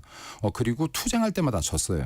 우리는 패스트트랙도 막지 못했고 투쟁은 했으나 다 졌습니다. 그럼에도 불구하고 결국에는 조국의 임명을 막아냈고 여기에서부터 균열을 만들어냈고 정권교체까지 이어갔습니다. 그렇기 때문에 이거를 우리들이 당장 눈에 보이지 않더라도 투쟁하기 시작하면 국민들이 그때서야 비로소 알게 되신다. 왜 싸우지 얘네? 정치인들 싸우지 말라. 이거 덕목이 아닙니다. 싸워야 됩니다. 싸우라고 정치인 뽑아놓은 겁니다. 여당이 잘못하면 야당이 싸우고 야당이 잘못하면 여당이 싸워야 그래야지 이게 국민들의 의무를 다하는 것인데 지금 여당이 저 정도로 폭거를 한다면 당연히 야당의 의무는 싸워야 되는 것이다. 그리고 치열하게 싸울 때 국민들이 국민의힘 대체 왜 저래? 하고 우리들의 주장을 봐주신다. 그럼 이 주장이 누구 주장이 맞는지 그때서야 평가가 들어가시고 그때서야 제대로 된 여론 형성이 되는 것이다라는 말씀 드리고 싶습니다. 투쟁이 혁신이고 투쟁이 살 길입니다. 싸워야 됩니다. 네. 자, 김민수 최고위원님은 페이스북에 한동훈 전 대표 당대표 결선 투표 참여 호소한 글 공유하면서 당원 게시판 조사는 꺼지지 않은 불꽃이다. 네. 당 차원 조사를 추진하겠다는 뜻입니까? 이거는 반드시 해야 된다고 봅니다. 그러니까 두 가지 측면인데요. 뭐 예를 들어서 한동훈 대표가 당원 게시판 조작을 했는지 안 했는지 모르겠습니다. 이건 조사를 해봐야지 알겠죠. 그럼 여기 한쪽에서는 하지 않았다라고 하는 것이고 한쪽에서는 했다라고 하는 것이거든요. 그리고 또 한쪽에서 일견에서는 당원 게시판이라는 것이 원래 익명으로 글을 쓰는 것인데 이거를 어떻게 조사를 하면 되느냐라고 해요. 자, 정확하게 말씀드릴게요. 당원 게시판은 당원들이 지도부와 소통할 방법이 없기 때문에 여기에 당심을 적으면 이걸 지도부가 당심을 들으라고 있는 겁니다. 여기에 당의 지도부가 여론 조성용으로 사용했다 그러면 이 취지랑 완전히 벗어난 거예요. 이런 목적으로 만들어진 게 당원 게시판이 당연히 아니겠죠. 예를 들어서 국민신문고를 만들어 놓고 대통령이 여기서 여론조사 막 여론 조작을 해요. 난리가 날 일이죠. 이건 대통령이 들으라는 거죠. 신문고를 만들어 놓은 건. 그러면 이건 두 가지입니다. 예를 들어서 한동훈 후보가 진짜로 이런 걸 안 했다면 명예회복을 시켜줘야 된다. 조사를 통해서. 한동훈 전혀 관계없다면 명예회복의 길이 어떤 경우든 조사는 해야 된다? 그럼요. 그리고 두 번째 조사를 했더니 나왔다. 그럼 이건 심각한 것이니 이거는 당의 윤리위원회에 당연히 회부가 돼야 될 것이고 당규에 의한 처리가 돼야 될 것이다. 그럼 둘 중에 어떤 경우라도 이거는 조사는 반드시 이루어져야 된다. 조사가 이루어지지 않으면 이건 당원들 간의 균열이 계속 갈 것이다. 화합에 방해가 되니 어떠한 경우든 조사를 하면 된다. 그리고 이런 일을 하지 않았다면 이거 명예회복의 기회 아닙니까? 당당하게 조사하고 명예회복 받으면 된다라고 봅니다. 네. 자, 이제 전당대회 끝나고 당의 뭐 갈등이나 이런 걸 뭐 수습해야 된다 이런 얘기들 많이 하는데 뭐 조경태 후보 같은 경우는 장동혁 후보가 더 강하게 얘기를 했는데 이게 맞지 않는 사람들은 솎아내고 단일 대우로 가야 된다 했잖아요. 그럼 만약에 한동훈 전 대표 같은 경우도 약간의 그런 데 포함이 된다고 보시는 거예요? 사실 저 그 주장의 처음이 전데요. 그럼 제가 출마 선언할 때 1번 공약이 당내 작용화 중단 척결이었습니다. 그러면 우리 당의 가장 심각한 문제로 보는 것이 지금 가치 집단이고 이념 집단인데 이 가치가 흔들리고 있다. 작용화되고 있다. 그래서 여기에서 정당 내에서 다름은 성장을 유도할 수 있는데 틀림은 성장을 유도하는 것이 아니라 당의 균열을 가져온다. 이게 지금 사교 집단이 아니라 이념 집단인데. 다름과 틀림은 다르다. 그렇죠. 근데 이게 틀린 이념을 갖고 있는 사람들은 당의 균열을 갖고 오고 화합을 방해하는 것이다. 그렇기 때문에 지금 이것이 완전히 틀린 사람이라면 속아내야지 당의 강함을 갖고 올 것이고 당의 화합을 가져올 것이라고 생각합니다. 네. 시간 관계상 마지막 질문 드릴게요. 네. 앞으로 국민의힘 지도부 지켜보실 국민들에게 어떤 한 말씀 하시고 싶으십니까? 비겁해지지 말자는 말씀을 드리고 싶고 제가 이번에 전당대회에 출마하면서 이것이 우리 당의 마지막 전당대회가 될 수도 있다라는 말씀을 드렸는데 진짜로 이번이 당원들이 주는 마지막 기회라고 봅니다. 이미 지금 신당 창당의 움직임들이 굉장히 많고 탈당 러시도 굉장히 많이 이루어졌다가 지금 다시 복당을 하고 있는 분위기인데 이번만큼은 당원들과 했던 약속을 지켜라. 모두가 다 연설회를 통해서 내가 가장 잘 싸운다. 내가 잘 싸울 수 있다. 내가 민주당이 이길 수 있다. 내가 우리 당 강하게 할 수 있다. 우리가 승리할 수 있다라고 다 주장했는데 그런 분들이 또 다 뽑혔습니다. 그러면 이것이 내가 뽑히기 위한 레토릭으로 그치는 것이 아니라 당원들과 내가 했던 말, 내가 연설했던 것들이 다 당원들의 약속이라고 생각하고 이 약속들을 반드시 지켜라. 그러면 우리가 다시 살아나고 강한 정당이 될 것이고 그러지 못할 때는 이 뒤가 없는 정당이 될 것이라는 말씀 드리고 싶습니다. 여기 당원들과의 약속을 지킵시다라는 말씀 드리고 싶습니다. 네. 투쟁이 곧 혁신이고 투쟁이 곧 살 길이다. 지금까지 국민의힘 김민수 최고위원이었습니다. 오늘 말씀 감사합니다. 네, 감사합니다. 감사합니다. 네. 편지 왔습니다. 퇴근길 지친 당신에게 힘이 되는 뉴스를 전해드립니다. 매일 저녁 당신과 함께 읽는 세상 이야기. KBS 1라디오 뉴스레터 K.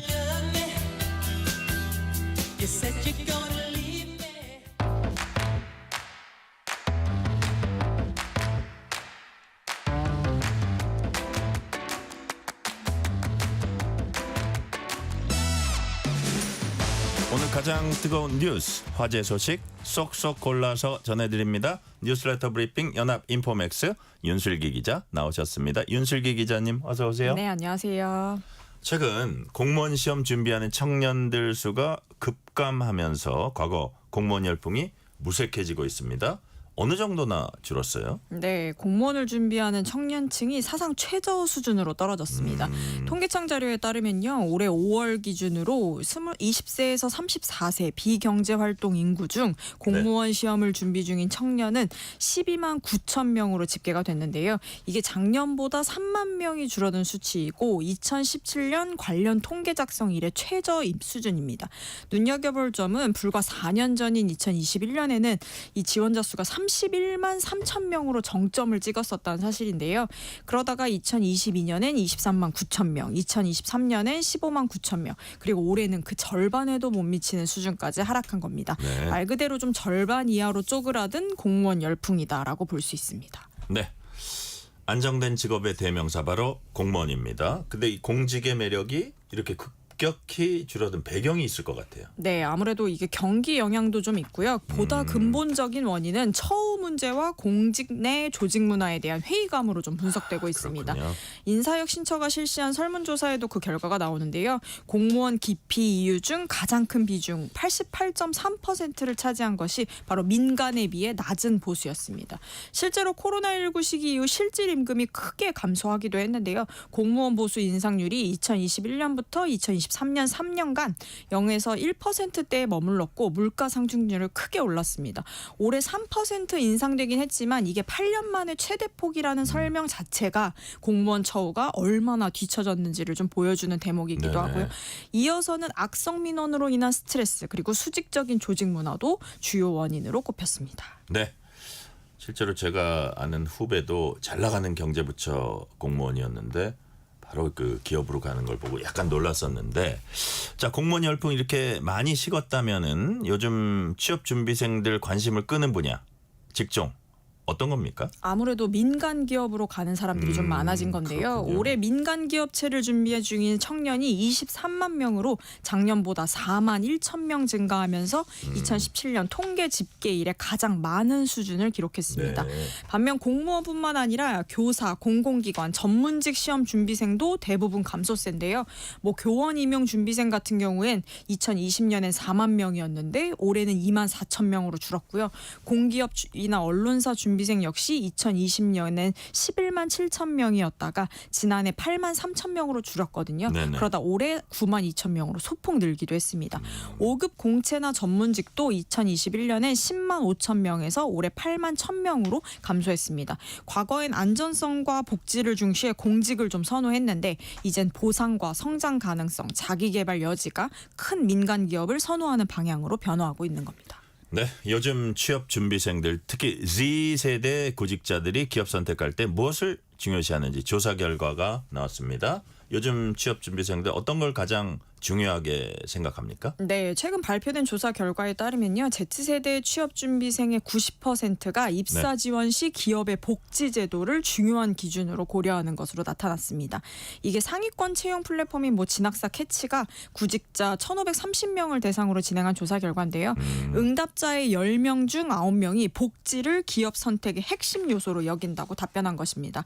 반대로 복지를 고려하지 않는다라는 응답은 10%에 불과해서 Z세대 구직자들에게 복지가 단순한 부가 혜택이 아니라 실질적인 삶의 질과 직결되는 요소로 인식되고 있음을 보여주고 있습니다. 그러면 Z세대, Z세대 생각하는 좋은 복지 구체적으로 어떤 거예요? 가장 선호하는 복지 유형은 아무래도 금전적인 보상이었는데요. 이게 전체 응답자의 절반이 넘는 51%가 이를 꼽았습니다. 그중에서도 성과급이 가장 이상적인 복지로 선정이 됐습니다. 응답자의 41%가 성과급을 최고의 복지 1위로 선택했는데 그만큼 성과에 따른 공정한 보상이 중요하다는 인식을 갖고 있다라는 해석이 나오고 있고요. 이어서 주 4일제가 19%, 자율휴가가 14%로 뒤를 이었습니다. 이 외에도 여름이나 겨울방학제도, 생활비 지원, 재택근무 등과 같은 등도 실질적인 복지로 높은 선호를 보였습니다. 반대로 가장 불만이 많았던 최악의 복지로는 체육대회나 워크숍과 같은 의무 참석 행사로 꼽혔고요. 주 5일제나 4대 보험 등 기본적인 제도를 복지로 홍보하는 경우, 그리고 퇴근 후 시간에 이루어지는 각종 행사도 부정적인 평가를 받았습니다. 결국 Z세대는 복지에서 실질적인 도움과 자율성을 가장 중시하는 경향이 뚜렷하게 나타난 것으로 보입니다. 이 조사 보니까 좀 특이한 게 어떻게 보수 급여를 복지의 한 유형으로 넣었는데 여하튼 자기네들 이제 기준 마련하기 나름이니까 그 외 구직자들이 바라는 복지 유형 어떤 것들이 있습니까? 네, 앞으로 새롭게 도입되길 바라는 복지가 바로 비혼이나 미혼 지원이 가장 높게 나타났는데요. 응답자의 31%가 이를 선택했습니다. 기존의 결혼이나 출산 중심의 복지에서 벗어나서 다양한 삶의 형태를 인정해달라는 세대의 가치관이 반영된 것으로 풀이됩니다. 그 다음으로는 헬스 트레이닝이나 마사지와 같은 건강 케어 복지가 이었고요. 직무순환 제도나 교육비 지원 같은 커리어 자기개발도 뒤를 이었습니다.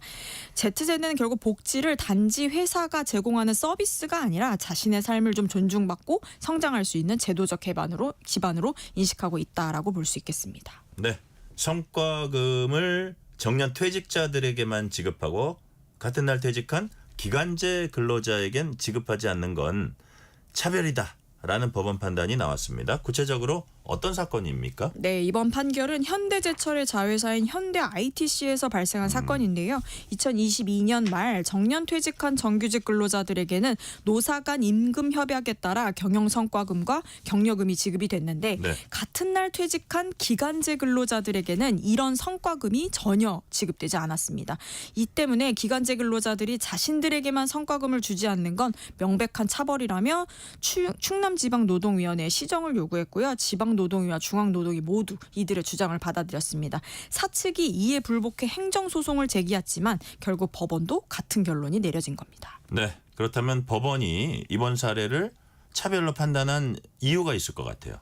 네. 어떤 건가요? 재판부는 정규직과 노조 간의 임금 협약이 조합원에게 급여 지급 의무를 발생시키는 것은 맞지만 그 네. 협약이 비조합원, 그러니까 기간제 근로자에게는 성과금을 주지 말아야 할 이유로 작용하지는 않는다라고 판단한 겁니다. 네. 그리고 해당 기간제 근로자들은 노조 가입 대상도 아니었고요. 임금 협약에 참여하거나 영향력을 행사할 수 있는 통로조차 없었기 때문에 애초에 협상의 당사자가 될 수도 없었다라는 점도 중요한 판단 요소였습니다. 결국 법원은 단순히 기간제 근로자라는 이유로 성과금을 배제한 것은 합리적인 이유 없는 불리한 처우다라고 차별을 인정한 것입니다. 네. 그렇다면 이번 판결이 기업들의 인사 노무 관행에 미칠 파장 어떻게 전망하세요? 네, 이번 판결은 단지 하나의 기업 사례를 좀 넘어서 같은 일을 하고 같은 시기에 퇴직했음에도 근로 형태가 다르다는 이유만으로 차별적인 대우를 하는 게 정당한가에 대한 경종을 울린 판례로 평가가 되고요. 네. 특히 그동안 기업 현장에서는 노조와의 협약을 방패 삼아 기간제 근로자를 각종 성과급이나 보상에서 배제하는 관행이 이어져 왔는데 이번 판단은 그런 관행에 제동을 걸었다라고 볼 수 있습니다. 앞으로 기간제, 비정규직 근로자라 하더라도 정규직과 유사한 조건에서 근무했다면 합리적인 이유 없이 임금이나 보상에서 차별해서는 안 된다라는 원칙이 더욱 강조될 것으로 보입니다. 네. 마지막 질문입니다. 최근에 인공지능이 만든 가짜 음반이 실제 가수의 이름으로 음악 플랫폼에 유통되는 사례가 잇따르고 있다고 합니다. 대표적인 사례 어떤 게 있어요? 네, 바로 영국 포크 가수 에밀리 포트먼의 사례인데요. 네. 최근 에밀리 포트먼이 팬으로부터 새 앨범을 잘 들었다라는 메시지를 받고 처음에 의아했지만 링크를 확인해 보니 스포티파이, 애플 뮤직 같은 글로벌 플랫폼에 오르카라는 제목의 음반이 자신의 이름으로 올라와 있었습니다. 네. 총 10곡이 수록된 이 앨범은 그녀가 전혀 알지 못하는 가짜 음반이었는데 문제는 이 노래들이 단순한 짜깁기가 아니라 에밀리 포트먼의 음악 스타일과 목소리까지 흉내내 AI가 만든 콘텐츠였다는 점입니다. 네. 포트먼은 마치 내 음악을 정교하게 학습한 것처럼 느껴져 소름 끼쳤다라고 말하기도 했는데요. 이 같은 피해가 당장 포트먼의 사례만은 아닌데요. 미국의 음악가 조시 코프먼, 제이콥 딜런, 밴드 웰코의 제프 스위디 같은 사람들도 자신들의 이름으로 가짜 신곡이 제작돼 유통되는 일을 겪었습니다. 심지어 이미 세상을 떠난 컨트리 가수 블레이즈 폴리의 이름으로도 신곡이 올라와 있다는 점에서 이 문제의 심각성이 더욱 크게 다가오고 있습니다. 자, 망자의 이름으로도 노래가 올라왔다. 그런 얘기군요. 오늘 말씀 여기까지 듣겠습니다. 뉴스레터 브리핑. 지금까지 연합인포맥스 윤슬기 기자였습니다. 말씀 감사합니다. 고맙습니다.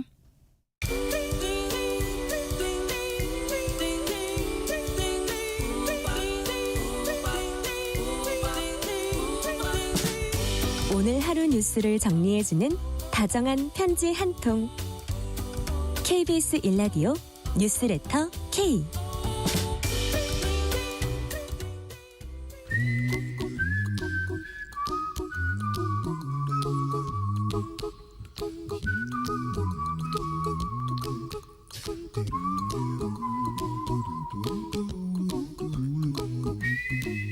돈 걱정, 경제 걱정, 미래 걱정, 돈 워리. 전문가와 함께 모든 경제 걱정 해소해드리는 시간입니다. 오늘도 권혁중 경제평론가 나오셨습니다. 권혁중 평론가님 어서 오세요. 네, 안녕하십니까. 오늘은 우리 생활과 밀접한 기업 카카오에 대한 얘기부터 해봅니다. 먼저 국민 메신저 카카오톡의 카카오. 이제 메신저가 아니라 SNS로 승부하겠다 이렇게 발표했습니다. 구체적으로 어떤 내용이에요? 네, 그렇습니다. 지금 아마 카카오톡을 안 쓰시는 분들은 없으실 거예요. 그러니까요. 이게 대표적인 네트워크 효과라고 해서 저기 미국 교민들, 유럽 교민들도 다 쓰고 있습니다. 그러니까 이게 많은 분들이 쓰다 보니까 나도 쓸 수밖에 없는 그러니까요. 이게 바로 이제 국민 메신저죠. 그런데 이제는 카카오에 고민이 하나 있습니다. 네. 보시면 아시겠지만 돈을 못 벌어요. 이 카카오톡 그래요? 가지고 서버 비용은 많이 들어가는데 그래서 이제는 최근에는 아시겠지만 광고가 있죠. 카카오톡도 이제 광고가 나오기 시작하는데 예. 그거 가지고는 사실 좀 돈 벌기가 조금 수월하지 않습니다. 그래서 이제 카카오톡이 인스타그램과 유사한 이제 PD형 인터페이스로 바꾸겠다라고 발표했거든요. 그러니까 인스타그램을 아시는 분들이 있고요. 우리 시니어 세대 같은 경우는 인스타그램이 뭐야 하실 분도 계실 텐데 네네. 이게 관계 지향형 이제 SNS다. 그래서 관계 지향형. 예, 나의 일상을 공유하기도 하고요. 또한 타인의 일상을 또 엿보기도 하죠. 본인이 안 해도 자녀들 하는 건 많이 봤을 거예요. 맞습니다. 그래서 이제는 카카오톡이 단순히 이제 메신저의 역할이 아니라 이제는 SNS의 역할을 하겠다. 이렇게 이제는 발표를 한 상태입니다. 그게 이제 결국 수익의 문제에서 출발했군요. 맞습니다. 네. 자, 그렇다면 일명 국민 메신저의 계보가 있습니다. 네. MSN, 네이톤 그리고 카카오까지. 이제 그 카카오가 이제 말하자면 인스타그램처럼 바뀐다는 거라고 네. 말씀을 해주셨는데 이런 결정 내린 게 역시 수익이 있겠고 네. 또 뭐 다른 배경도 같이 있습니까? 어떻습니까? 요즘에 아마 많은 분들이 그러니까 저희 세대는 아직도 카톡을 많이 쓰지만 네네. 정말 어린 세대들 같은 경우에는 탈카톡 이렇게 하고 있거든요. 그러니까 그런 경향도 반영이 됐군요. 네, 인스타그램 DM이라고 해서 다이렉트 메시지를 많이 합니다. 네. 그러니까 이제 카톡 쓰는 점유율이 좀 떨어지는 거죠. 이대로 있다가는 안 되겠다라는 이제 생각이 들었겠죠. 그래서 실제 앱 체류 시간이 이제 발표가 됐는데 지금 올해 7월 기준으로 카카오톡의 월 평균 사용 시간이 730분으로 조사가 됐는데요. 네. 인스타그램은 902분입니다. 그러니까 인스타그램이 이 점유율이랑 사용 기간이 더 길어요. 그러다 보니 카카오톡 입장에서는 이대로 앉아 있으면 인스타그램의 DM에다가 메신저 기능도 다 뺏길 것 같으니 이제 서둘러서 전략을 좀 수정했고요. 아까 말씀드린 것처럼 이제 젊은이들 사이에서 다이렉트 메시지를 많이 쓰고 있다 보니까 이제는 실제 이제는 카카오톡이 지금 뭐 잘하고 있지만 지금부터 이제는 좀 변화를 줬습니다. 그래서 컨텐츠 발견할 수 있고 그다음에 피드를 통해서 이제 탐색도 할 수 있고 관계 기망 설정까지 이제 아우르는 이러한 어떤 SNS 채널로 아마 탈바꿈 할 수 있다 이렇게 예상을 해보겠습니다. 그러니까요.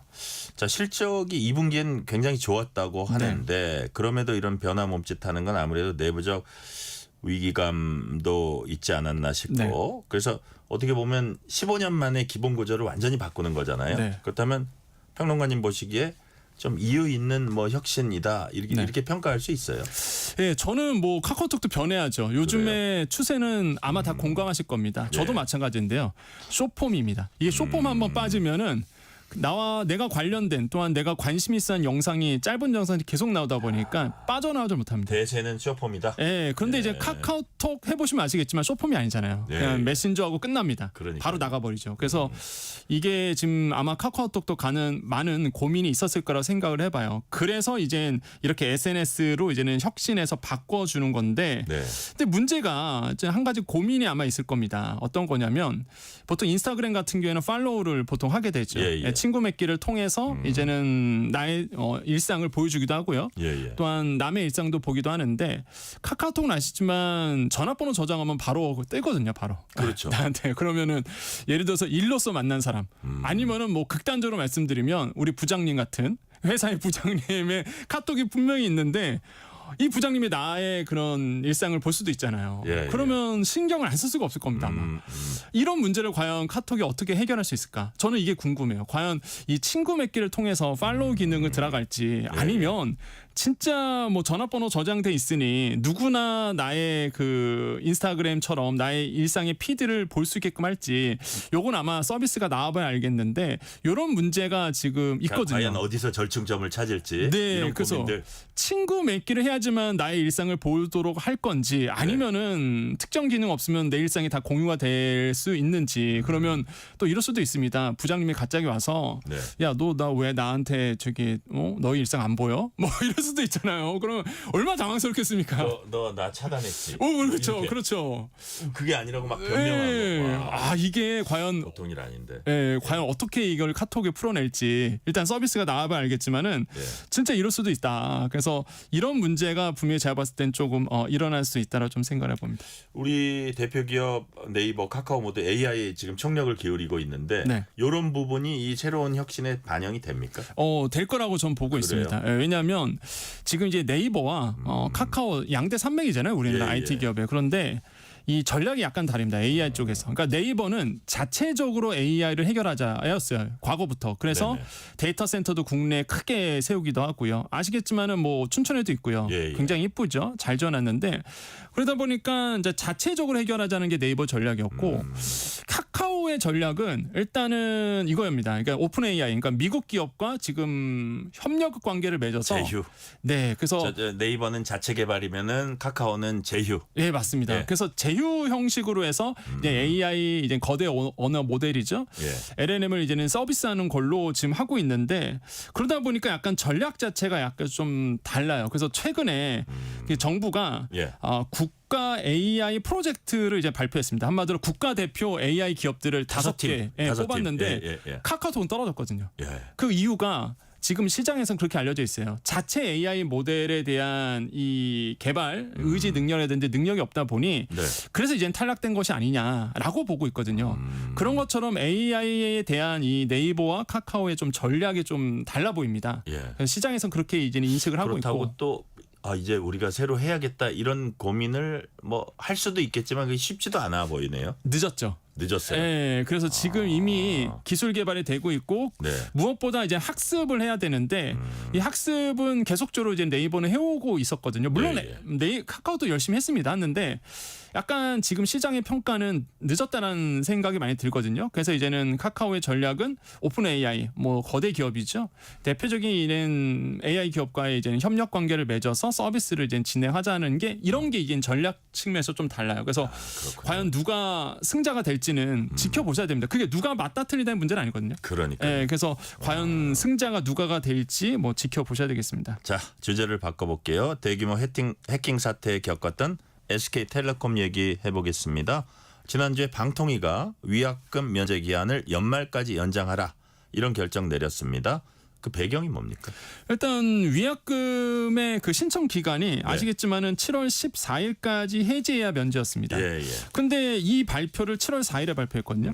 그러니까 열흘 남겨놓고 하다 보니까 그 기간이 굉장히 짧았다라는 거죠. 그렇기 때문에 연말까지 이제는 해지한 분들에 대한 위약금도 이제 면제해줘라라고 이제는 얘기를 한 건데 과연 SK텔레콤 입장에서 그걸 받아들일지는 모르겠습니다. 이게 사실상 뭐 강제력이 있는 건 아니거든요. 그러다 보니까 SK텔레콤 입장에서는 제가 봤을 때는 아마 강하게 반발하지 않을까라고 지금 보고 있고요. 왜냐하면 그렇게 된다 그러면 해지하시는 분들이 엄청 늘어납니다. 감당이 안 될 거예요. 제가 봤을 때는. 그래서 지금 이제 통계에 의하면 이게 위약금 면제 기간 동안에 SK텔레콤, 저도 SK텔레콤 고객이지만 저는 이제 해지를 안 했는데 이 사이에 17만 명이 가입자가 이탈이 됐습니다. 오, 많이 했네요. 많이 됐어요. 그리고 저도 그냥 귀찮아서 안 하는 스타일인데. 근데 이게 17만 명이 어디로 갔느냐? KT와 LG U+로 반반씩 한 8만 명씩 이제 갔습니다.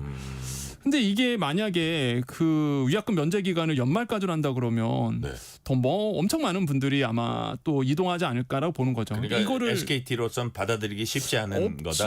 예. 제가 봤을 때도 받아들이긴 좀 어려운 부분이다. 그렇기 때문에 아마 SK텔레콤 입장에서 반발할 것 같은데 어쨌든 간에 지금 상황으로는 이렇게 이제는 권고를 한 상태이고 또 한 가지가 결합 상품도 있거든요. 저도 이제 SK텔레콤 결합 상품 쓰고 있는데 TV 인터넷 이런 거요? 맞습니다. 이것도 사실상 50%는 이제는 책임을 져야 된다. 이렇게 면제 대상이 들어가는 거예요? 네. 그래서 위약금의 50%는 좀 부담해라. 이렇게 좀 얘기를 하고 있거든요. 그러니까 이것도 사실 SK텔레콤 입장에서도 굉장히 좀 어려운 부분이라고 생각을 해봐요. 네, 그래서 아까 좀 이거 받아들이기 쉽지 않다 그러셨잖아요. 네네. 그러면 SKT가 불복하면은 어떤 절차를 거치게 됩니까? 어떻게 되는 겁니까? 일단 SK텔레콤 입장에서는 이게 사실상 뭐 법적 강제성이 없다 보니까 통신분쟁조정위가 결정한 거죠. 그러다 보니까 제가 봤을 때는 아마 눈치를 좀 볼 것 같습니다. 어떤 거냐면 27일에 개인정보보호위원회에서 과징금 결정을 내리거든요. 근데 과징금이 생각보다 클 수가 있어요. 그러니까 이거를 안 따르기에는 이 과징금이 클 것 같고 그다음 따르기에는 너무 이제 부담이 크고 그래서 정말 지금 아마 아마 내부적으로 굉장히 좀 많은 얘기들이 오고 갈 것 같은데 이게 과징금을 보니까요. 일단 매출액의 한 3% 이내에 부과될 수 있다라고 나오거든요. 작년 SK텔레콤이 17조 9천억 원이라는 매출을 올렸습니다. 여기에 3%면은 한 5천억 원 되거든요. 5천억 원 부담스럽죠, 당연히. 그래서 이제는 안 따르기도 애매하고 그래서 과연 어떤 결정을 내릴지 이제 SK텔레콤의 공에 이제 달려 있다 이렇게 생각을 해봅니다. 자, 최근에 단말기 유통 개선법 일명 단통법 폐지됐습니다. 그런데 단통법 폐지되고도 사실 딱히 휴대폰 보조금 늘어났다 이런 소식을 잘 듣지는 못했는데 제가 단통법이랑 위약금 면제가 겹친다 이러면 이탈이 늘어날까요? 늘어날 것 같아요. 왜냐하면 지금 보면은 조금 아마 내가 만약에 핸드폰을 바꿔야 되겠다, 통신사를 바꿔야 되겠다 하신 분들 조금만 기다리셔야 됩니다. 왜냐하면 이제 아이폰 17이 나오거든요. 아이폰 17이 나오면 뭐 출혈 경쟁 나올 겁니다. 지금은 좀 당장 출혈 경쟁이 있을 줄 알았는데 안 그랬는데 곧 그런 게 있을 것 같다 이거죠? 이제 제가 봤을 땐 통신사들마다 아이폰 17 대기 물량 때문에 총알을 지금 딱 하고 있는 것 같아요. 그래서 17이 나오면 아이폰 17이 나오면 젊은 세대들한테 열광하거든요. 그러면은 분명히 이제는 가입자 뺏기지 않으려고 또한 한 곳에서는 뺏으려고 아마 마케팅 비용을 무지하게 막지하게 쓸 거고 그 다음에 뭐 갤럭시 입장에서는 방어해야 됩니다. 또 그러면 이제 삼성전자 입장에서도 보조금 나올 수밖에 없거든요. 그렇게 된다 그러면 이제 출혈 경제 일어날 거고 소비자 입장에서는 또 싼 가격에 핸드폰을 바꿀 수 있는 요인이 되다 보니까 조금만 기다리시면 아마 이런 어떤 마케팅 할인 전쟁이 일어날 수 있다 이렇게 생각해 보죠. 네. 자, 마지막 질문 드릴게요. 앞서 우리가 IT 기업하고 인공지능 얘기했습니다. 뭐 네이버, 카카오 얘기도 하고 그랬는데 그렇다면 이제 지금 얘기하고 있는 이동통신 시장도 통신 외에 이제 사업 구조가 많이 이제 변하고 있다 이렇게 보시는 겁니까? 네, 지금 아마 대부분 기업들이 3사죠. SK텔레콤, LG유플러스, 뭐 KT 마찬가지로 비통신 부분에서의 어떤 매출을 끌어올리려 하고 있습니다. 그게 AI거든요. 데이터 센터를 세다든지 이런 식으로 매출을 올리고 있어서 정부가 또 유도하고 있고요. 이런 식으로 아마 흘러가기 때문에 당분간 뭐 마케팅 비용을 크게 쓴다든지 이런 부분은 많이 지양될 것이다 이렇게 보고 있습니다. 네, 오늘 말씀 여기까지 듣겠습니다. 지금까지 권혁중 경제평론가였습니다. 말씀 감사합니다. 네, 감사합니다. 오늘 뉴스레터 K는 여기까지입니다. 커피 쿠폰 당첨자 명단은 뉴스레터 K 홈페이지 확인해 주시고요. 오늘 끝곡은 바다라는 제목을 가진 곡입니다. 샤를 트레네의 라메르 들으면서 마무리하겠습니다. 오늘도 함께해 주신 청취자 여러분 진심으로 감사드립니다. 지금까지 뉴스레터 K 전종철입니다.